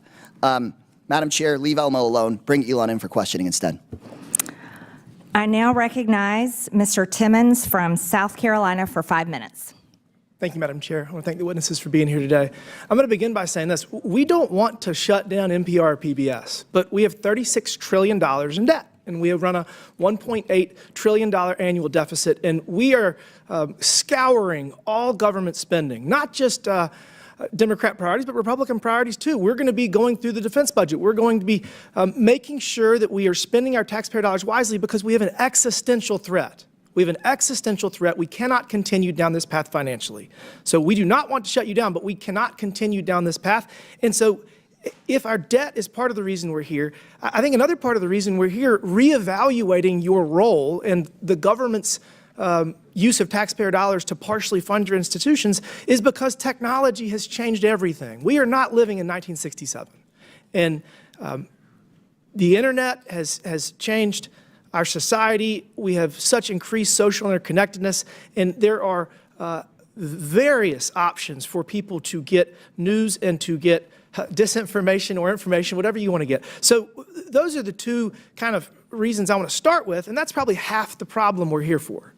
The other half is your perceived bias and your content moderation and the manner in which you are violating journalistic integrity. And I'll say this, NPR, you have been far worse at this. Ms. Kruger, you have done a much better job at this, but we still have some issues we're going to talk about. Ms. Marr, do you think that the public statements you have made on social media create a challenge in your leadership for what should be an unbiased public information system? Do you think that your past comments, I'll give you a better question, did they come up in your job interview? Like, do you see a problem? Congressman, thank you for the question. No, they never came up in my job interview. You're a rabid progressive. And do you not think it's a problem that your political leanings make it seem to the American people that you're not biased and that you're not doing your job? Because you agree that your job is to have journalistic integrity, right? Absolutely, but there is a strong firewall between the newsroom and anything that I Let's do. talk about the newsroom. You have 87 registered Democrats, not a single Republican in your editor board. So, I mean, how does that work to give us the perception that you're doing your job of actually delivering unbiased information? Well, I would agree with you that that number is a concern if it is accurate. I do believe that we need to have journalists who represent the full breadth of the American society so that we can report well for all Americans. Well, I think that you are failing. I realize you've only been there for a year, but I just really think that while it is a small portion of your budget, you very much should expect to restructure your revenue streams, because I don't think that NPR is necessarily worth saving. And I'm going to go on to Ms. Kerger. I will say this. You have been very professional, and you have been there for decades, and I think that you've done a fairly good job over your tenure. But I want to ask you a very simple question. In retrospect, do you think that it was inappropriate to put the drag queen on the kids' show? Do you think that was a mistake? The drag queen was actually not on any of our kids' shows. The image that Chairman Taylor Greene showed was from a project that our New York City station did with the New York City Department of Education. What time of day did it air? It did not air. It was a digital project they did for the Department of Education. Do you think it only that appeared on our unit should website? have anything to do with PBS? Do you think that human? I mean, do you see? It was not a PBS. It was not for PBS. It was Okay, so you're mistakenly saying we put it should on have our that information? website by our. I'm sorry. I don't mean to talk over you. It was mistakenly put on our website by our New York City station. It was not intended for national Okay. distribution. It was immediately pulled down. It was never How broadcast. about, do you think that you should publish something that calls trees racist? Is that, in retrospect, should you have published that? I'm not sure what you're referring to. You had Congressman. a segment that it was called Racist Trees, and it was I mean, we've already referenced it a number of times. So, I mean, do you think trees can be racist? I guess that's a good one. I don't know what you're talking about. I've never heard of what you're referring to. All right, well, but I'd be happy to look into it. I guess, last, do you think that it's appropriate to expose children to issues of transitioning? Do you see a problem with that? Is that something you should avoid? That is not anything on any of our children's programs at all.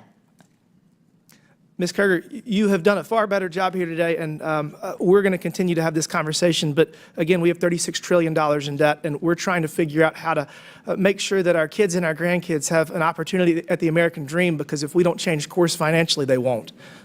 Thank you. I yield back. Thank you. I now recognize the gentlewoman from Texas, Ms. Crockett, for 5 minutes. Thank you so much. It should not be surprising that the president is doing everything possible to make it more difficult for the media to hold him accountable and for the public to be informed about his reckless and illegal behavior. Yet here we are. The Republicans have actually organized this goofy hearing to try to convince the American people that PBS and NPR are, quote, domestic terrorists, or domestic threats, my apologies, not the incompetent, unqualified Secretary of Defense who's texting war plans to journalists. But it's y'all, PBS and NPR, the American people are supposed to be worried about. You can't make this up. It's as stupid as it sounds. The American people should be worried about the president threatening to investigate NBC for treason for reporting on his felony convictions, or arresting reporters and stripping networks of their licenses for not saying nice things about him or not using Gulf of America. The Republicans' witness, Mr. Gonzalez, went so far as to suggest that because NPR and PBS reported on the murder of George Floyd, they, quote, represent a danger to our physical health as well as to civic health of our body politics. Ms. Mayor, do you think reporting on the murder of George Floyd and highlighting instances of systemic racism is a domestic threat to America? Thank you, Congresswoman. I believe it's our responsibility to report on all issues of interest to the American public. Thank you so much. Ms. Kerger, what about you? I agree. I think it's important for us to report on the important news of the day. So let's talk about the critical role of public media. During his first term, President Trump's own Department of Homeland Security highlighted the importance of public broadcasting's role in public safety. In 2018, his administration stated, quote, PBS and local public television stations play a crucial role in protecting communities by delivering essential information to individuals and first responders. These benefits are all made possible by public broadcasting stations' unique reach, reliability, and role across America, and are especially vital in rural and underserved areas. Madam Chairwoman, I would ask unanimous consent. I seek unanimous consent to enter into the record the 2018 Without objection, so ordered.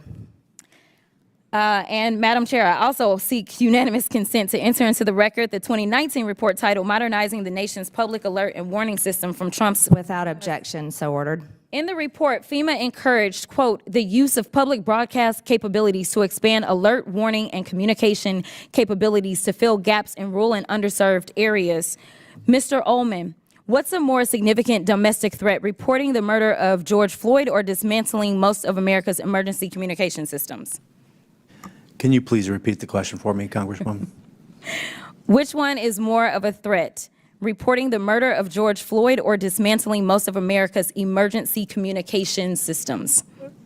Dismantling the emergency systems. And isn't it true that in Barrow, Alaska is the only, isn't it true that KBRWAM in Barrow, Alaska is the only broadcast service available in an area of more than 90,000 square miles? That is correct. It's also the North Slope, where the majority of all the oil production that comes from Alaska takes place. Thank you so much. And isn't it true that without these stations' broadcast, Americans in rural communities would lack access to life-saving information and public safety alerts? That is correct. So in your opinion, would eliminating funding for stations in rural America like WNGH, Channel 18, and the Chairwoman's District hurt Americans?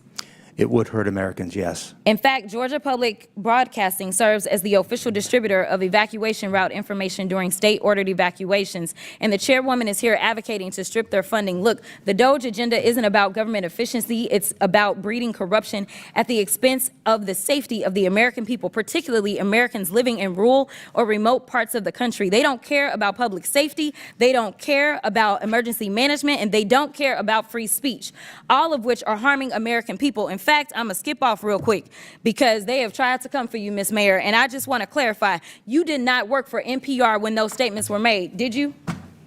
That is correct, Madam And to Chair. be clear, free speech is not about whatever it is that y'all want somebody to say. And the idea that you want to shut down everybody that is not Fox News is bullshit. We need to stop playing because that's what y'all are doing in here. You don't want to hear the opinions of anybody else, and the Constitution states Congress shall make no law respecting or establishing of religion or prohibiting the free exercise thereof or abridging the The gentlewoman's time has expired. press. The gentlewoman's time has expired.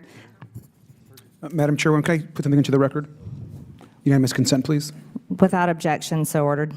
Thank you. I'd like to put under this NPR article what Biden preemptive pardons for family members could mean for presidential powers. If I could submit to the record. Without objection, so ordered. I now recognize the gentleman from Ohio, Jim Jordan, for 5 minutes. Thank you, Madam Chair. Ms. Maher, who is Uri Berliner? Mr. Berliner is a former senior editor, That's all? a former senior business editor for NPR. How long do you work at NPR? I believe he was there just over 25 years. 25 years? Award-winning journalist? Did he win any awards? Our time did not Peabody overlap. Award? That's pretty important, isn't it?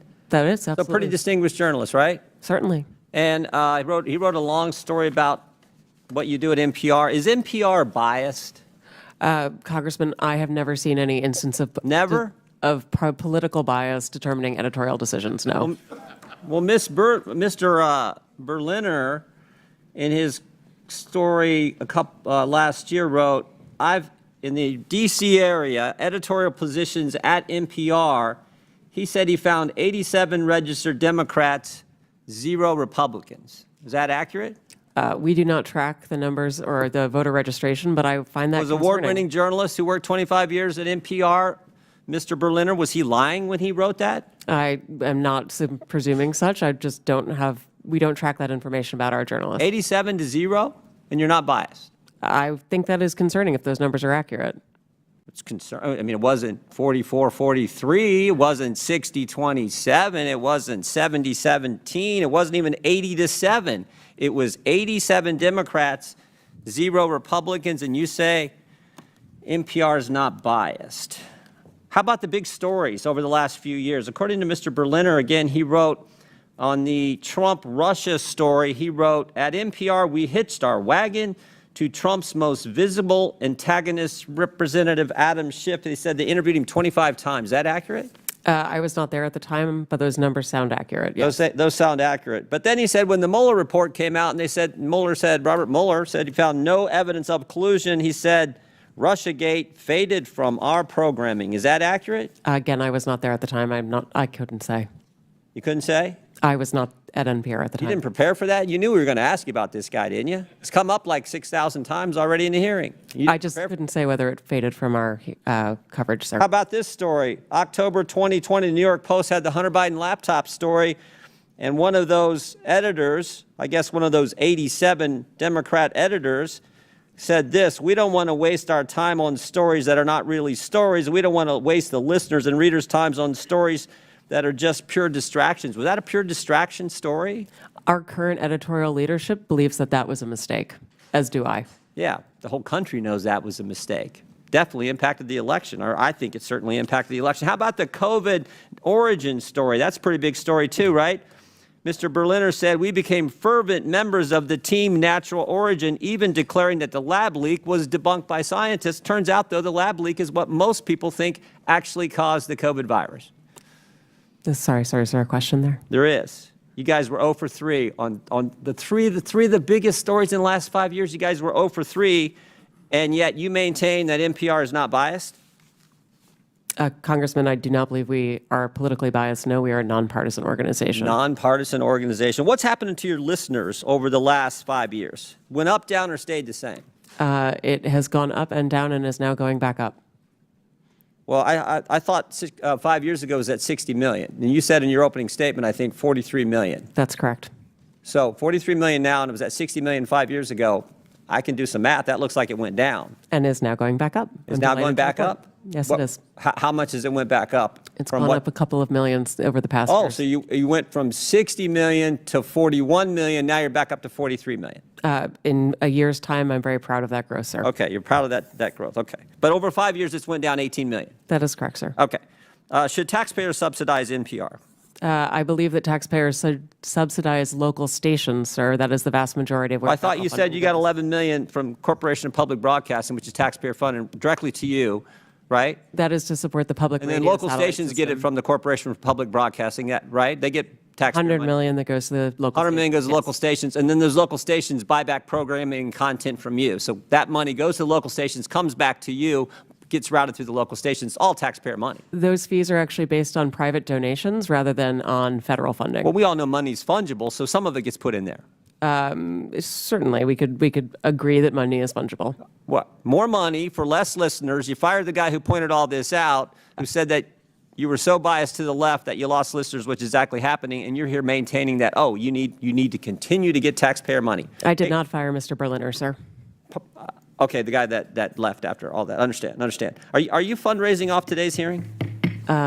Sir, I believe that there was a message that went out earlier today letting people know we were coming in. Yes. Yeah, and at the bottom of the message it said, donate now, right? I don't recall the exact language. I can show it to you. Right there it is, donate now. I mean, I'm not against fundraising. We all do it. I mean, I get it.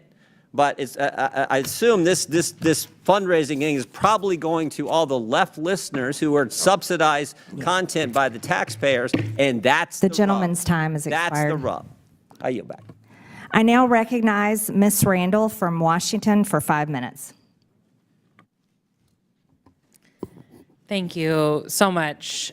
You know, I'm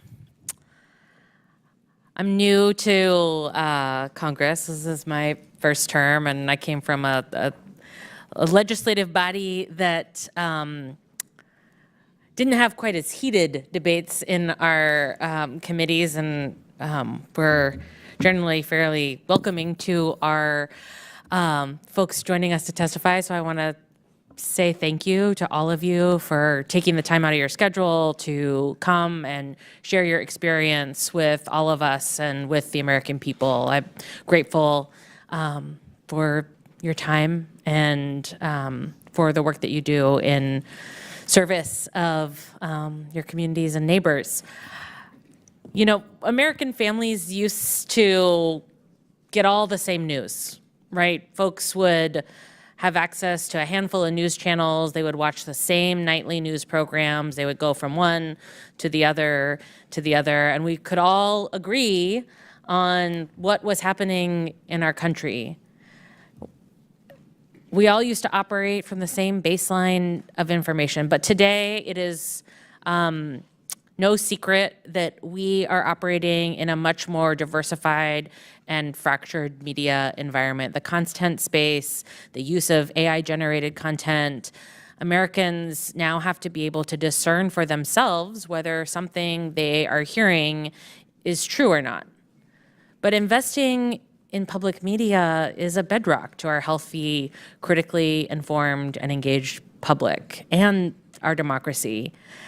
And I know that my colleagues on the other side of the aisle have argued over whether every piece of programming is in service of the public. But I also want to point out that, you know, in my fairly rural district, we have a lot of areas that aren't served by broadband. You know, a lot of folks who cannot easily access numerous podcasts while they are out working on their property. They, you know, have to maybe wait for something to download when they're at home, using maybe even a wired internet connection, right? Like I'm in a dead zone for about an hour and a half as I'm driving from one city to another in my community. But public radio is broadly accessible.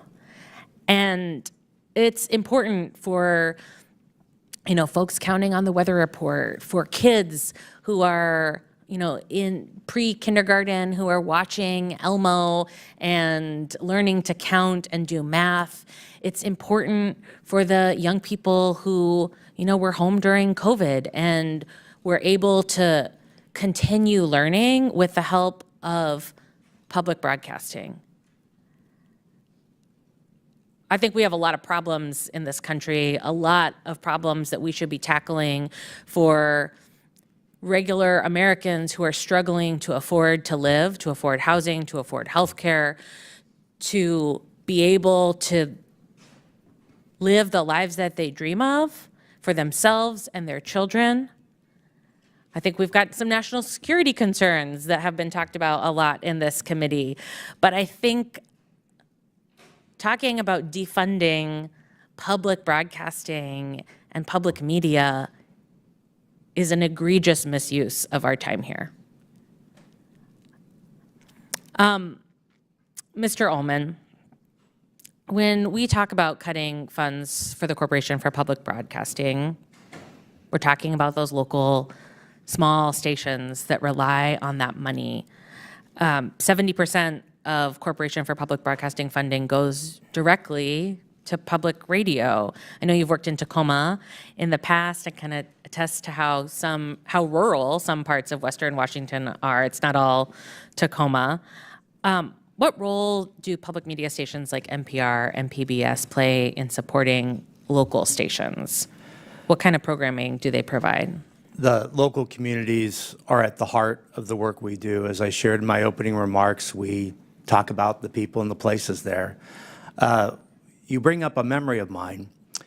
Chehalis, Aberdeen, Hoquiam area, KBTC was the only public television station there.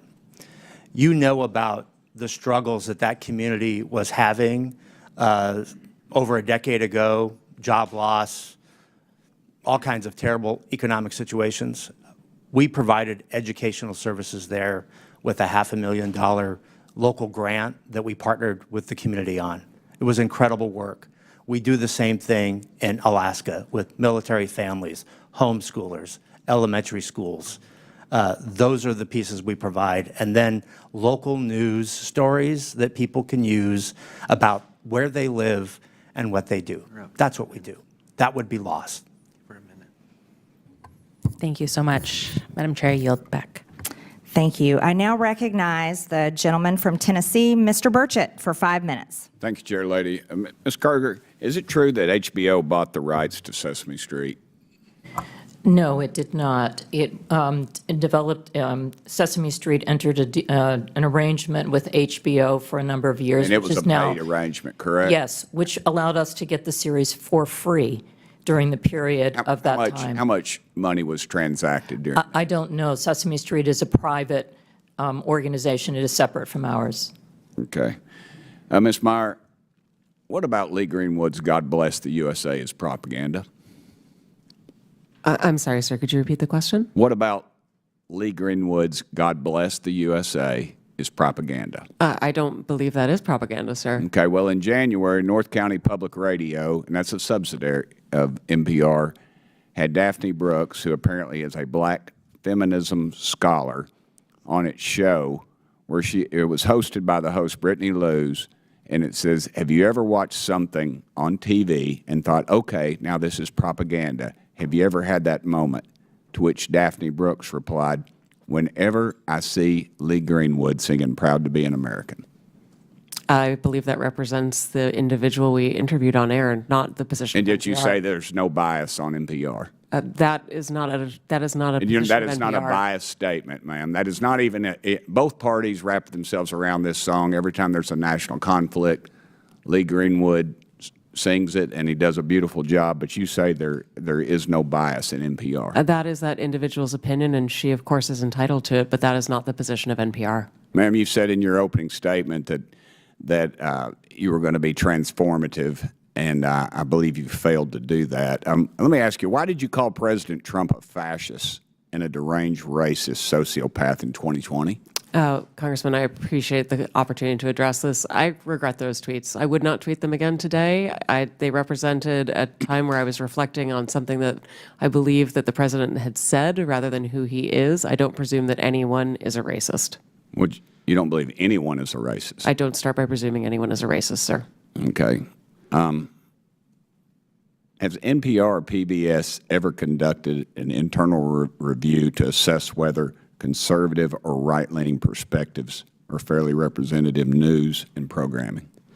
Congressman, what we look at is the distribution of people who listen to our work, and we can tell you, and I'm proud to tell you, that for our our podcasts and our website, the distribution of Americans who come to NPR does reflect the political distribution of the nation. In fact, the distribution on our websites, 33% of folks who come are conservative versus 28% who are liberal, and the rest identify as independent.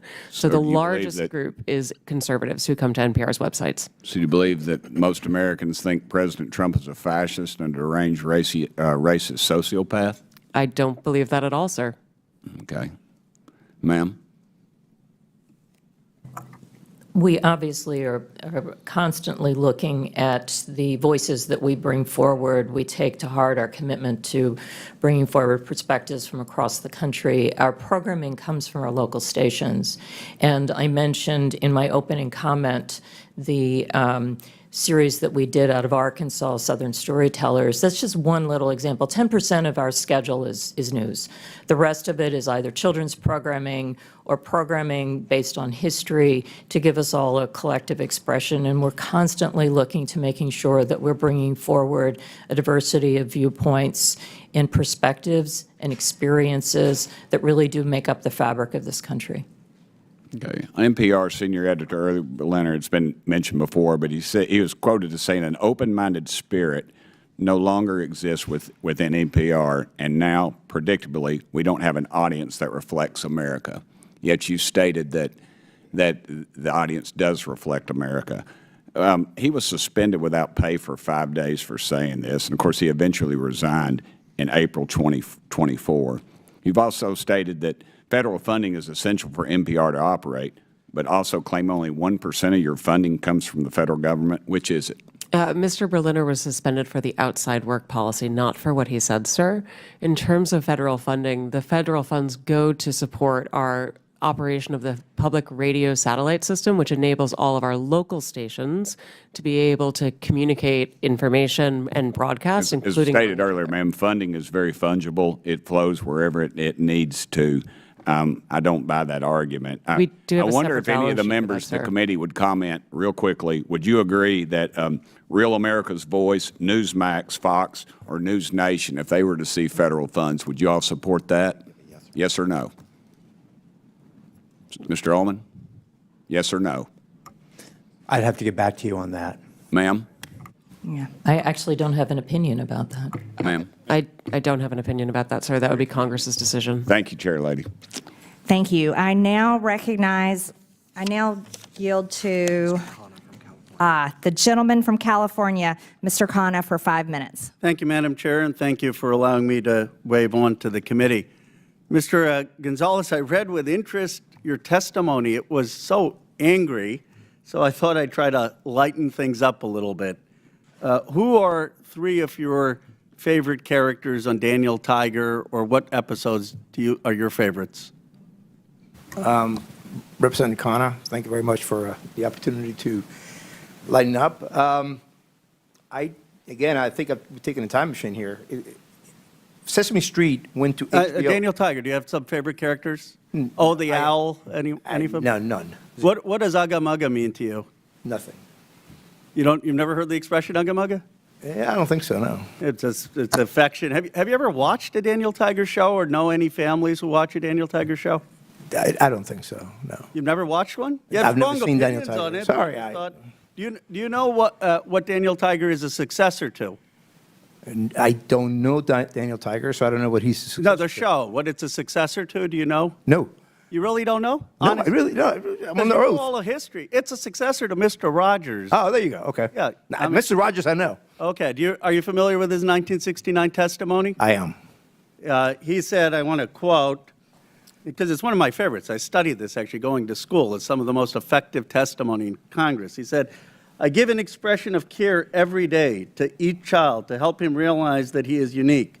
I end the program by saying, you've made this day a special day by just being you. There's no person in the whole world like you, and I like you just the way you are. Senator Pastor was a hard-headed fiscal conservative, said he got goosebumps by that testimony, and it's what convinced him to fund the public broadcast. You've said you wouldn't have funded it. Do you think Senator Pastor made a mistake back then? Oh, yeah, absolutely. I think I agree with Fred Friendly, who testified and said. You would have voted against? I would have voted, yes. I don't think that you should have state broadcasters. Now, what is the cost of public broadcasting as a percent of the federal budget? I don't know, but it is Come on, you're talking about the $36 trillion of debt that we have. You're saying this is a really important thing that we need to cut. You didn't research out what percent it is? It's important in principle, and it no, is. but It was. said the principle is a different thing. You're saying this is an effective strategy to cut debt, and you have no idea what percent. It was 5% of the discretionary cuts in the GOP. It's 0.01%. Right, but it was 5% of the discretionary cuts in the 17 budget. 0.01% of Right. the federal budget. That's one of the reasons Senator Pastor said, it's worth it in an investment in American kids. Now, you said Sesame Street is a private organization, or Sesame Street is going private. I didn't understand that because Sesame Workshop is a nonprofit. What did you mean by private? Well, I mean, it's a nonprofit. It's separate from. But it gets public funding. Were you talking about the HBO thing? Yes. Do you realize that HBO just canceled with them? And I do, yes. And the reason they canceled them, and I'm trying to explain why Senator Pastor funded this, and if you talk to families who watch Daniel Tiger, maybe you'd appreciate it. The reason they canceled it is because it wasn't making a profit. See, because when you try to do Daniel Tiger or Sesame Street, and you try to do what Mr. Rogers was talking about, helping the emotional and social development of kids, it's not easy. You got to hire people who are child psychologists. You have to hire people who are educationalists. A lot goes into this. And HBO said, you know what? It's not making money. We rather put on things that are geared towards adults or that are going to be conflicts. We aren't making money on this. And the whole reason Senator Pastor said that we're going to fund this, I know you kind of mocked in your testimony the kids, but the whole reason was that when you make programming for children to help their social and emotional development, it costs so much money to do, and it's a public good, then not everything has to be about profit. Do you have any idea what it takes to produce Daniel Tiger, who all they hired? Did you ever try to figure it out? No, but I can tell you that the market said that it wasn't, and there wasn't enough demand for it, and that's the reason why HBO got rid of it. Right. Because there wasn't enough demand. Yeah, so are you, that's exactly the right point. Are you saying that everything in American society needs to be driven by the profit motive? There is not enough demand on getting ratings for things that help the social and economic development of kids. But you know what Mr. Rogers understood, what we've forgotten in this country? Some things are more valuable than money. At a time where a country is polarized, I wish we had a little more empathy and caring, and that's not a partisan issue. That's an American issue, and I would recommend you watch that testimony from Mr. Rogers. I hope the whole country would watch it. I have watched it, and we are $36 trillion in debt. I now recognize the gentleman from Missouri, Mr. Burleson, for 5 minutes. Thank you, Madam Chair. I think that it's important to bring this conversation into the context that needs to be said, which is that we are $36 trillion in debt as a nation. We're spending 20% of every dollar that comes in from taxpayers just to cover the interest. And guess what? American people, bad news, interest rates are going up. So that 20% is going to get worse and worse. We had Ray Dalio come in and tell Congress that we are entering potentially dark territory. There's a number of red flags. We're at the worst level of debt. We're at a worse level of debt than we were after we left the World War II, okay? We're at that level of debt, and we didn't just fight a war. We're facing potential wars and conflicts. We're at that level of debt, and we didn't just emerge from a recession or a depression. If that happens today, you'll see the dollar no longer be the world reserve currency, and we will be in serious trouble. And so that is the context that we're in. Look, if there was all the money in the world, it's fine to throw money around, but we don't have all the money in the world. And the question that we have at hand today is it appropriate to spend taxpayer dollars on things that may not be necessary anymore? And so my question, Mr. Gonzalez, at one point in time, there was state-sponsored speech directly. It was the form of town criers, correct? So government used to fund people to go out in the street and deliver the news of the day vocally at street corners, correct? Okay, why don't we do that today? Well, I think it's because we'd have better ways of delivering the news.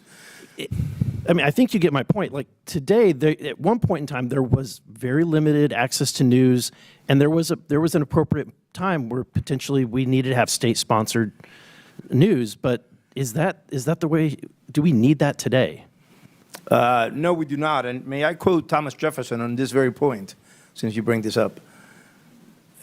He said, "To compel a man to furnish contributions of money for the propagation of opinions which he disbelieves and abhors is sinful and tyrannical." This is what I base my opposition to public funding for media. Yeah, and that's why I think that given this context, like, let's be real. It was said that we're attacking free speech. This is state-sponsored speech, and the very reason why we have these witnesses before us today isn't because they're totally being funded or completely being funded. We're not bringing in Disney Channel in here, right? We're not bringing in the National Geographic, right, for their content.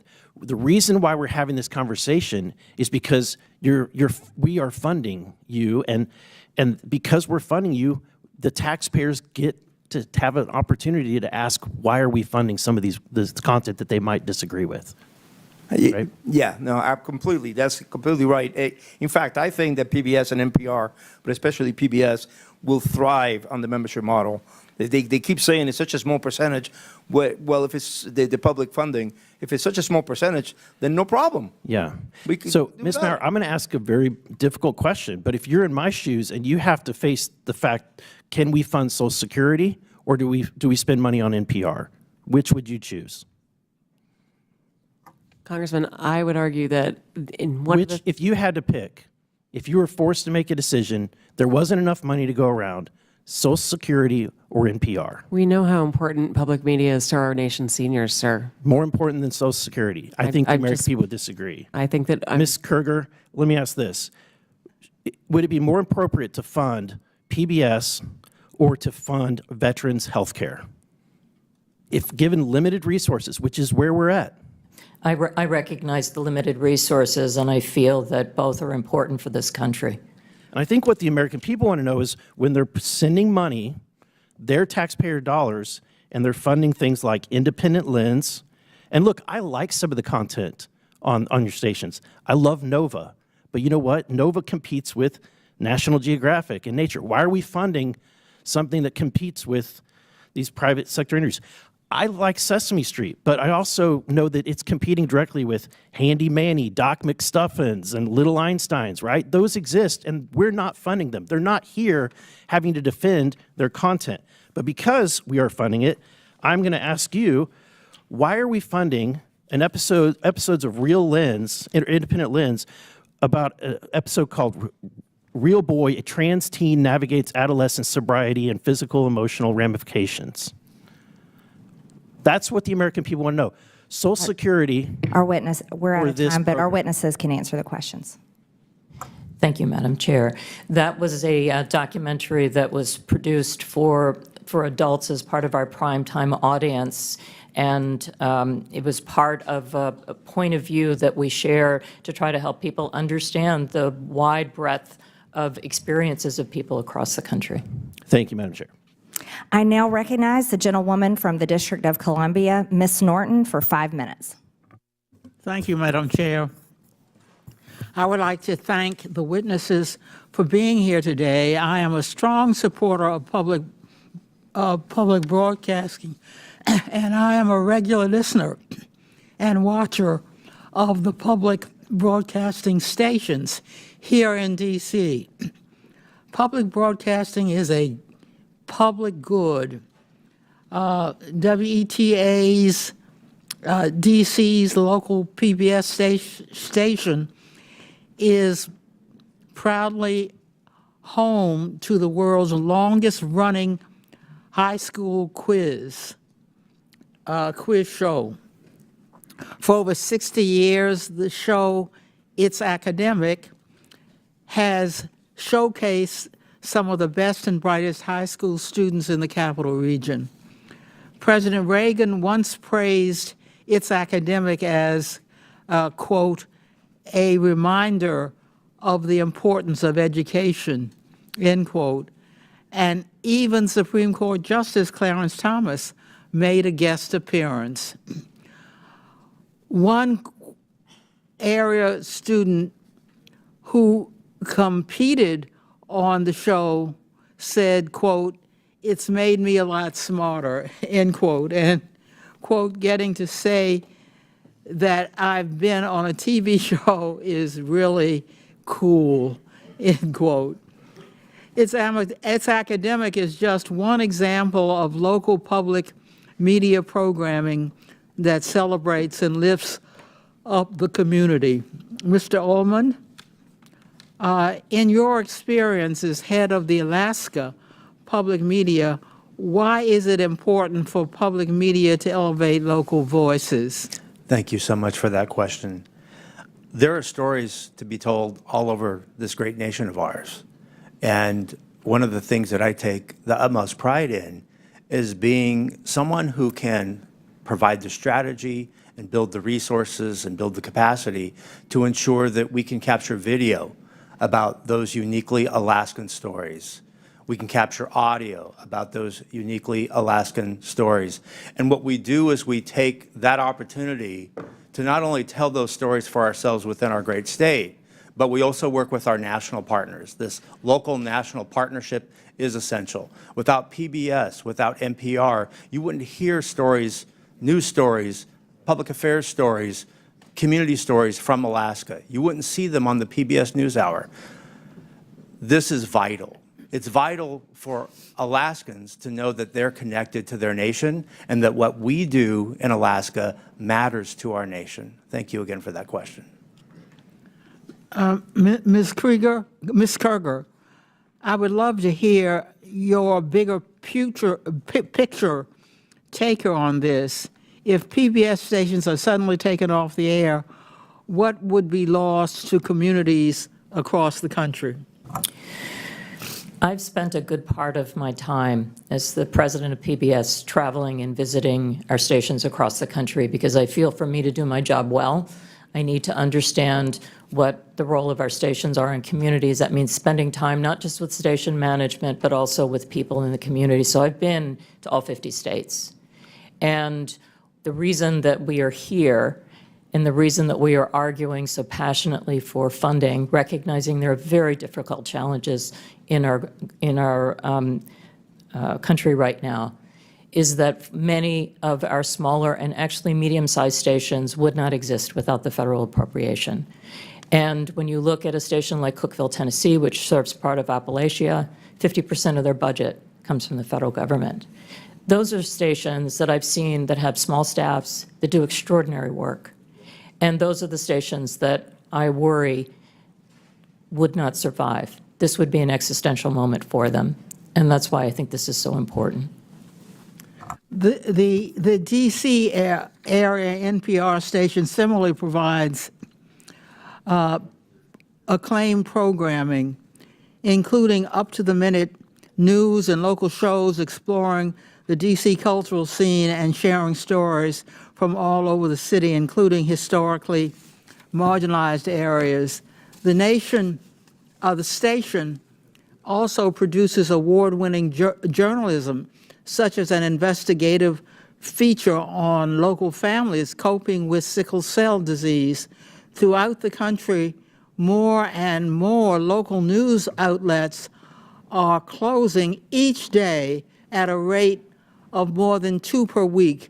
This has made public radio reporting all the more important. Ms. Maher, why is it beneficial for journalists to live in the communities they cover? Yeah. We'll let the witness quickly answer, and then we're out of time. Thank you so much, Madam Chair. We find that enabling public radio to continue to be funded allows for us to meet the needs of people who live in news deserts, and having journalists who are from that community means they can prioritize the needs of that community, whether it's sickle cell issues in DC or whether it's the price of sorghum in our agricultural heartland, whether it is thinking about the wildfires that we see across the center and west of our country, or whether it is the impact of storms across the Gulf and southern parts of our country. We recognize local journalists. They speak the language. They recognize the pronunciations of the places that they come from. They come from the community. It is tremendous value to enable that we are for America, from Americans, and all American voices are heard. The gentlelady's time has expired. I now recognize the gentleman from Texas, Mr. Fallon, for 5 minutes. Thank you, Madam Chair. Ms. Maher, do you believe that National Public Radio takes a balanced and fair approach to news, politics, culture, et cetera? Mr. Fallon, thank you for the question. I came into National Public Radio with I apologize. It's just that we have such limited time. Do you believe that to be true? I believe that we have work to do. We always do, in order to improve and serve all Americans. More accurate than not that you're fair, or you're either fair or you're unfair. So what do you think you are? I believe we wake up every day with a desire to be fair, and it is part of why. You're not claiming that you're fair. You have a desire to be fair. Okay. So you would not describe NPR as objective and nonpartisan? I would. You would, okay. Ms. Kerger, same question for you. Would you believe the PBS is fair and objective and nonpartisan? Yes. Okay, thank you. Thank you for the quick answer, too. So I found it interesting that the CBP's recent goal was to promote efforts that ensure fact-based journalism that promotes a symphony of ideological viewpoints. You both agree with that goal? Yes. All right, wonderful. So, Ms. Kerger, in 2023, when PBS had a program, Washington Week with the Atlantic, and when President Biden's mental acuity was questioned, one of the reporters claimed the GOP was lying. Another reporter, Jeffrey Goldberg, who's been in the news of late, described Biden as, quote, mentally acute. Were you aware if there were any dissenting opinions on that program that day? I don't know from that day. No. There were not. But fortunately, there was a debate in, I believe, June of 2024, where the American people and the world found out just who was lying. The Democrats, Jeffrey Goldberg, and PBS. Ms. Maher, I'm sure you're aware that Hunter Biden had a laptop. I am, sir, yes. Okay. And there were many stories written about said laptop. Yes, sir. And in 2020, unfortunately, NPR's managing editor for news refused to cover the story, and he branded it a, quote, waste of time. not a real story, and a distraction. And instead, unfortunately, of NPR investigating, they ran a puff piece that led with, experts say attack on Hunter Biden addiction deepens stigma for millions. It's unfortunate that NPR ignored the Hunter Biden laptop story, but y'all did talk quite a bit about the debunked Russia collusion. Do you know how many times NPR interviewed Adam Schiff about Congressman, I would love to say that we actually believe we made a mistake on the Hunter Biden laptop story. And I appreciate that. Thank you. How many times did y'all interview Adam Schiff about the Russia collusion? I'm sorry, I don't have that number. It was 25 times. You know how many times NPR interviewed Chairman of this committee, Oversight Committee, Jamie Comer, about the Biden impeachment inquiry for the Hunter Biden tax evasion and illicit business dealings of the Biden family? I'm sorry, I don't know. I believe that's 0, so it's 25-0. Ms. Kerger, you're aware there's a political spectrum. It goes all the way from the far right to the far left and everywhere in between. Would it trouble you to hear that for 6 months there was an analysis done on PBS's NewsHour from June to November of 2023 where they found that far right that term was used 162 times and far left was only used 6 times? Do you find that troubling? I don't know the study that you're referring to, and I'd be very interested in seeing it and understanding how they came up with those numbers. Media Research Center did a 6-month analysis, and it's not how do you find it. You either say far right or it's terms. Yeah. They use the term far right 162 times, far left 6 times. That's a 96 to 4% skew. You're also aware that you covered the GOP and Democratic National Conventions in 2024? Yes, we did. Okay. Interestingly, 72% of the coverage of the GOP convention was negative, 88% of the Democratic convention was positive. Shouldn't be surprising when you have anchors like Amna Noat, who described the Republican rhetoric as, quote, outright racism and, quote, echoing white supremacy. Ms. Mayor, NPR, you believe your reporters are fair? You said they're fair and they're working at it. I believe that they work to be every day, sir. They're non-biased. And yet, you have the voter registration issue. I mean, we're all human beings. We're all going to see through the world through a certain lens. And are you aware of any Republicans, any registered Republicans in your newsroom?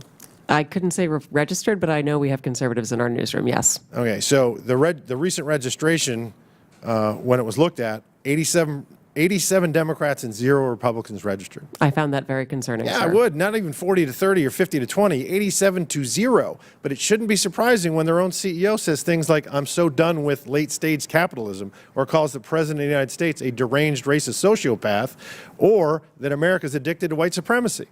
So billions have gone into both of your coffers over the last several decades. And I understand why Democrats on this committee are going to viciously and vehemently defend you all, because you become a propaganda wing of the Democratic Party. 67% of your viewers and listeners identify as Democrat, with only 12% conservative, and you become a sandbox for leftist propagandists to frolic on taxpayer dime and no more. And when you said in the beginning you're going to promote a symphony of ideological viewpoints, yeah, you do. If you're left-leaning, far left, or remarkably Marxist, I yield back. Thank you. Thank you, Mr. Fallon. I now recognize a gentleman from Texas, Mr. Gill. Thank you, Chairwoman Green, and I apologize. I'm getting over a cold, so I'm losing my voice here. Ms. Marr, I want to start with you. Just generally, would you say you generally agree or disagree with the following statement? The history of all hitherto existing society is the history of class struggles? I would not say I agree with that, sir. That's good to hear. It's interesting because a lot of your thinking, as expressed by your public statements, is deeply infused with economic and cultural Marxism. Do you believe that America is addicted to white supremacy? I believe that I tweeted that, and as I've said earlier, I believe much of my thinking has evolved over the last half-decade. It has evolved. Why did you tweet that? I don't recall the exact context, sir, so I wouldn't be able to say. Okay. Do you believe that America believes in black plunder and white democracy? I don't believe that, sir. You tweeted that in reference to a book you were reading at the time, apparently, The Case for Reparations. I don't think I've ever read that book, sir. You tweeted about it. You said you took a day off to fully read The Case for Reparations. You put that on Twitter in January of 2020. Apologies, I don't recall that I did. Okay. I'd no doubt that your tweet there is correct, but I don't recall that. Okay. Do you believe that white people inherently feel superior to other races? I do not. You don't? You tweeted something to that effect. You said, I grew up feeling superior. Ha, how white of me. Why did you tweet that? I think I was probably reflecting on what it was to grow up in an environment where I had lots of advantages. It sounds like you're saying that white people feel superior. I don't believe that anybody feels that way, sir. I was just reflecting on my own experiences. Do you think that white people should pay reparations? I have never said that, sir. Yes, you did. You said it in January of 2020. You tweeted, yes, the North, yes, all of us, yes, America, yes, our original collective sin and unpaid debt, yes, reparations, yes, on this day. I don't believe that was a reference to fiscal reparations, sir. What kind of reparations was it a reference to? I think it was just a reference to the idea that we all owe much to the people who came before us. That's a bizarre way to frame what you tweeted. Okay, how much reparations have you personally paid? Sir, I don't believe that I've ever paid reparations. Okay, it's just for everybody else. I'm not asking anyone Seems to pay to be what you're reparations, sir. suggesting. Do you believe that looting is morally wrong? I believe that looting is illegal, and I refer to it as counterproductive. I think it should be prosecuted. Do you believe to the it's full extent of the morally law. wrong, though? Of course. Of course. Then why did you refer to it as counterproductive? It's a very different way to describe it. It is both morally wrong and counterproductive, as well as being You illegal. tweeted, it's hard to be mad about protests in reference to the BLM protests, not prioritizing the private property of a system of oppression. You didn't condemn the looting. You said that it was counterproductive. NPR also promoted a book called In Defense of Looting. Do you think that that's an appropriate use of taxpayer dollars? I'm unfamiliar with that book, sir, and I don't believe that was at my time You at tweeted NPR. that you read that book, but I don't believe that I did read that book, sir. do you think that a few years ago, NPR educated America about, quote, the whole community of genderqueer dinosaur enthusiasts? Do you think that that's an appropriate use of tax dollars? I was not at NPR at the time, sir. That's not the question, though. Do you think that that's an appropriate use of our tax dollars? I think our tax dollars that we use are to be able to provide a wide range of So I'll take that as a yes. You do believe that that's appropriate. Your health advisor at NPR also stated in an interview that, quote, fear of fatness is more harmful than actual fat. Would you like to explain how fear of fatness is more harmful than actual fat? That's an editorial at NPR. I am not familiar with the editorial, and I don't believe that was published during my time here. It's called Diet Culture is Everywhere. Here's how to fight it. Do you think that that's an appropriate use of taxpayer dollars? I think any reporting on health is an appropriate use of taxpayer dollars, yes. And you think that editorializing that fat is not unhealthy is appropriate? I don't know what that article is, sir, and I'm not familiar with it, so I This couldn't is say. fake news. Do you think that basic accommodations like doorways or seat belts represent, quote, latent fat phobia? I don't have an opinion. It's on that, also sir. from NPR. Do you think civility is racist? No, sir. No. Your outlet ran an article entitled, quote, when civility is used as a cudgel against people of color. That was on All Things Considered. Would you like to explain? I'm not on the editorial side, sir. I'm not familiar with that story. You talk about how NPR is news. This is editorialization, and I'll read it. For many people of color in the United States, civility isn't so much social lubricant as it is a vehicle for containing them, preventing social mobility, and preserving the status quo. This is garbage. I'll spend all of my time doing everything I can to ensure you guys never get another dollar of taxpayer funding. This is complete garbage. Thank you, Madam Chair. Thank you, Mr. Gill. I now recognize the gentleman from Georgia, Mr. Jack, for 5 minutes. Well, thank you very much, Madam Chair. I'd like to just start and build off of something Mr. Fallon noted. And Ms. Mayor, I think you noted, and just to confirm within your statement to him, that NPR failed to accurately report the circumstances around and content within Hunter Biden's laptop story. Is that fair to categorize your statement? Our current editorial leadership believes that we made a mistake not reporting the story and more reporting it earlier, yes. And I recognize you weren't there at the time, but what institutes and control, what have you done to ensure that never happens again? A number of things, sir, and thank you for the opportunity to speak to them. We have hired additional editor core, which we refer to as our editorial review, to make sure that all stories before they go out are comprehensive and well reviewed. We've instituted a monthly review to ensure that the most challenging stories of every month, we go back and we look at what we may have missed in order to not miss issues again and change processes and policies to be able to have more robust conversation and to ensure all areas and all views are considered. We have hired analysts to be able to count the number of stories that we're running on any particular issue, including whose voices are represented. We've moved from bringing pundits on air to trying to bring direct policymakers on air so that we can ask questions of policymakers rather than hearing through other people's perspectives. Those are just a few of the things we've done so far. I've got a couple others if you have time. Thank you. And you can submit those for the record. Would you suggest then that the failure to accurately report those circumstances and the content around that story, would you suggest today, as I feel and many others feel, that impacted the 2020 election? I could not say, sir. I don't know. Well, I ask because you have a broad viewership, broad listenership, and I'm just curious if it is so broad and it is so necessary for us to continue to give taxpayer funds, as you all submit, to me, to misaccurately report something that's incredibly important around a 2020 election is very concerning. So welcome another thought from you there. I believe that we made a mistake, as I said, and I believe that we have taken that to heart and are focused on how do we report and report effectively and in a timely fashion on all the issues that matter to all Americans. I hear your concern, sir, and I want you to know that we are truly working on this. I'd like to spend the rest of my time talking about funding, and I know that some of my colleagues talked about it a little bit today, but could you walk us through the amount of money that NPR receives from CPB annually? Yes, sure, sir. We receive $11.2 million this past year, the majority of which goes to the public radio satellite system, which we operate on behalf of the entire public radio network. We also received a smaller amount of funding in the course of the past year that went to help us hire those additional editors and analysts in order to be able to beef up that editorial review. We received funding to support the coverage of the recent election in order to make sure that we had our journalists all across the country and were able to speak to Americans of all different political backgrounds. And what percentage of your budget share comes from the federal government?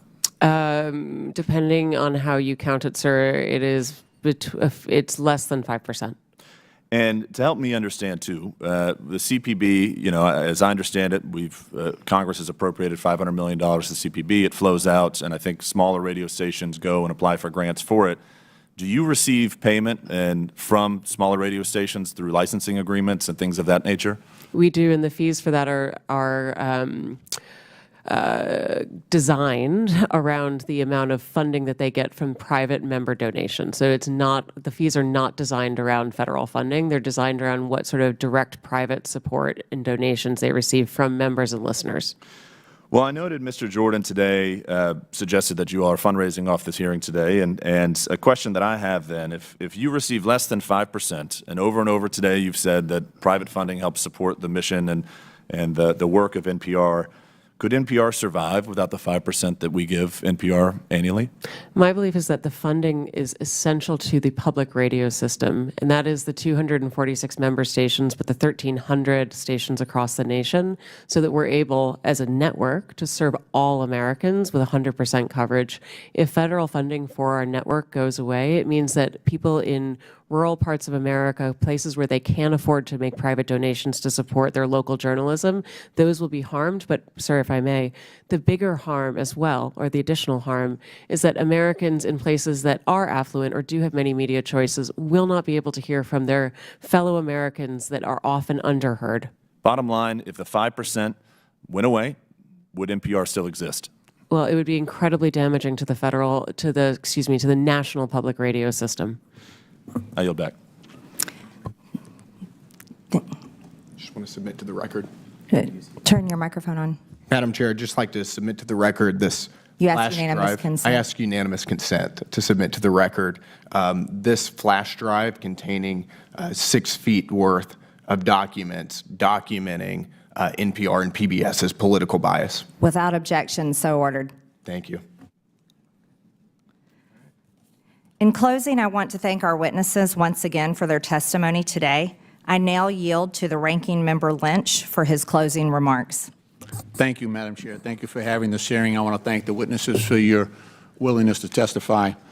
In closing, I want to follow up on Mr. Connor's point. I'd point out to my colleagues that there are some government functions that are not merely transactions. There are some undertakings that we, as a country, engage in which are not necessarily justified by cash on the barrel at the point of purchase.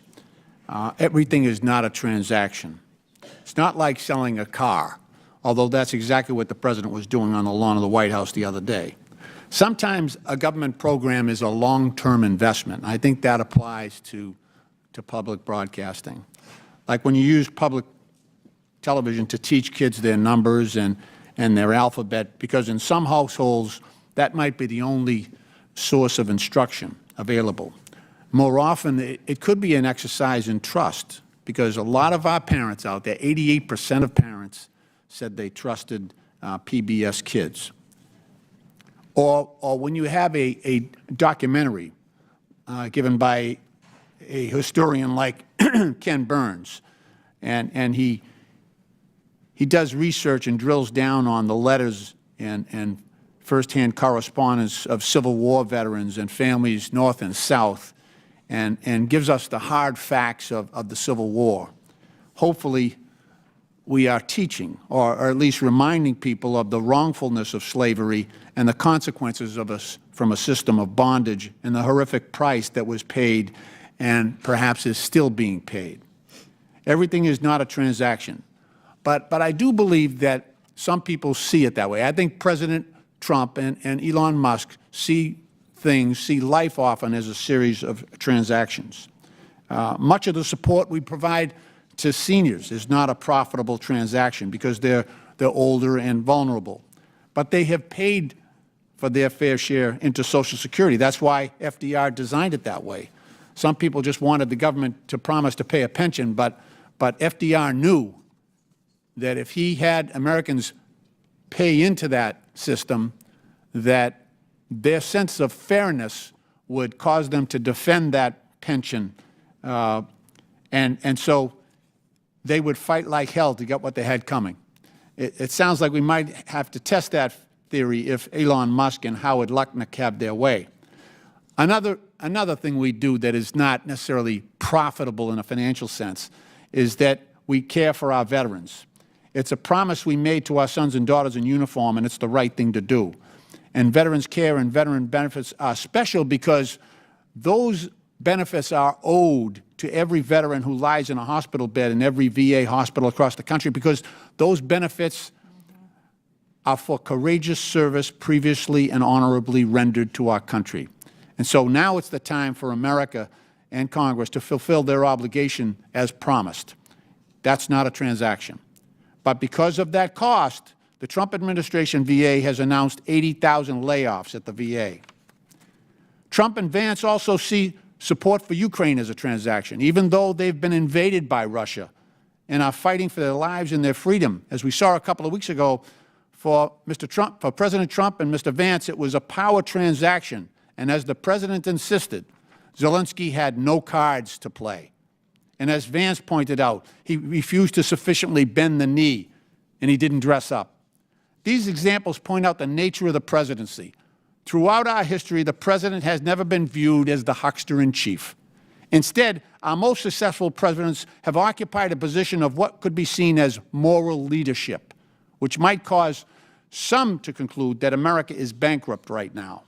But I have hope in the genius of our Constitution, that the checks and balances of our government framework might once again compensate for that shortcoming in the White House.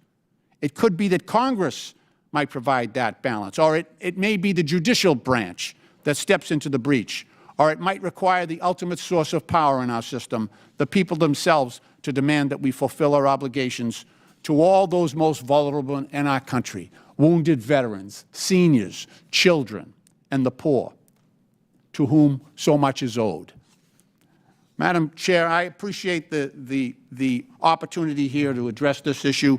I would have preferred that we were talking about the security breach that occurred recently, but perhaps that will be for another day. But I thank you for your courtesy, and I yield back.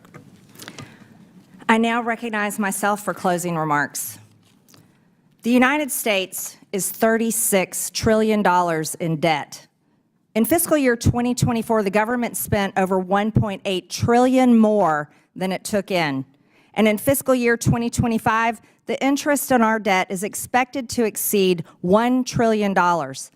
As we continue investigating waste, fraud, and abuse, and we can look no further than the Corporation for Public Broadcasting, the LGBTQ indoctrination of our children, the systematic racism narrative, and the support for censorship being pushed by the heads of NPR and PBS are just several of the many abuses of taxpayer dollars. And if you are one of the select few who might support such content, you can personally support and fund it with your own money through private donations, because the reality is the United States of America is broke and can't afford it. And after all, PBS and NPR are already fundraising off of this committee hearing. The American people are closely following along today in this long-awaited hearing to hear the case for why Americans' hard-earned tax dollars should continue for public broadcasting. I think from what we have heard here today, the American people will not continue to allow such propaganda to be funded through the federal government with their hard-earned tax dollars. The Corporation for Public Broadcasting that we give over $500 million to no longer serves the public. It serves a narrow audience of wealthy, liberal elites who are out of touch with everyday Americans. Not only have the times changed and the American people who once needed these outlets can now access the news anywhere at any time, but the content that is being put out through these state-sponsored outlets is so radical, it is brainwashing the American people and, more significantly, American children with un-American, anti-family, pro-crime fake news. The American people do not support their taxpayer dollars going to NPR articles like, "How is sex determined? Scientists say it's complicated," which discusses how biological sex is not limited to male or female. Or another article about how stories on crime are rife with misinformation and racism, or about how birds and trees are racist. Over a 7-month period, the Media Research Center discovered the PBS NewsHour gave over 90% of the airtime to the left on gender ideology stories, 90%. As mentioned earlier, PBS was the outlet that featured the child predator drag queen on the education show for kids ages 3 to 8 years old. And to clarify the record, because our witness, Ms. Kerger, lied under oath and said it wasn't featured on PBS, this show was aired on PBS on April 1st, 2021, and we will take a look at this video right now. We're using a TV today because our audio system is having problems. Let's go ahead and watch this video. So, get your singing voices ready. And we're going to start with our hips. The hips on the drag queen go swish, swish, swish, swish, swish, swish. The shoulders on the drag queen go shimmy, shimmy, shimmy, shimmy, shimmy, shimmy. Shimmy, shimmy, shimmy, blah, blah, blah, blah, blah, blah, blah, blah, blah. The mouth on the drag queen goes blah, blah, blah, all through the town. So, get your singing voices. The hips go swish, swish, swish. The shoulders go shimmy, shimmy, shimmy.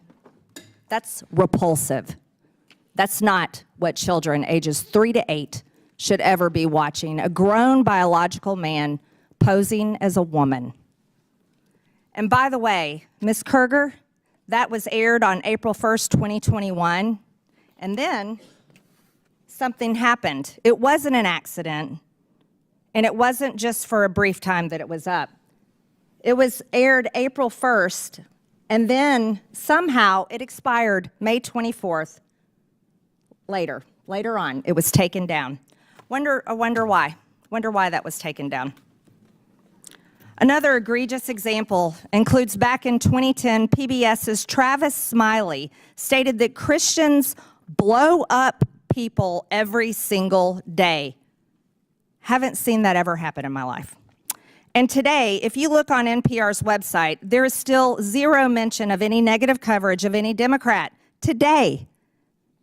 And trust us, there are more than plenty of examples to pull from. How about a member from this committee making fun of the governor of Texas for having a disability and living his life in a wheelchair? Ms. Marr. From headlines to podcasts to documentaries to children's programming, NPR and PBS have all but abandoned their promise to deliver unbiased, nonpartisan, and fact-based reporting. The American people have woken up to this nonsense and blatant disregard for truth, and truth matters. And they will not put up with it any longer. Contrary to the beliefs of the head of NPR, Ms. Marr, truth is not subjective. It's actually very important. And there are not multiple truths. There's just one. For a civilization to exist, objective truth must exist. It must be embraced. It must be protected. It is not a distraction, and despite many attempts to whitewash it, truth will prevail. The Corporation for Public Broadcasting is using taxpayer dollars to actively suppress the truth, suppress diverse viewpoints, and produce some of the most outlandish, ludicrous content. After listening to what we've heard today, we will be calling for the complete and total defund and dismantling of the Corporation for Public Broadcasting. Here's how it works in America every single day, private businesses operate on their own without government funding. We believe that you all can hate us on your own dime. With that and without objection, all members have 5 legislative days within which to submit materials and additional written questions for witnesses, which will be forwarded to the witnesses. If there is no further business without objection, the subcommittee stands adjourned.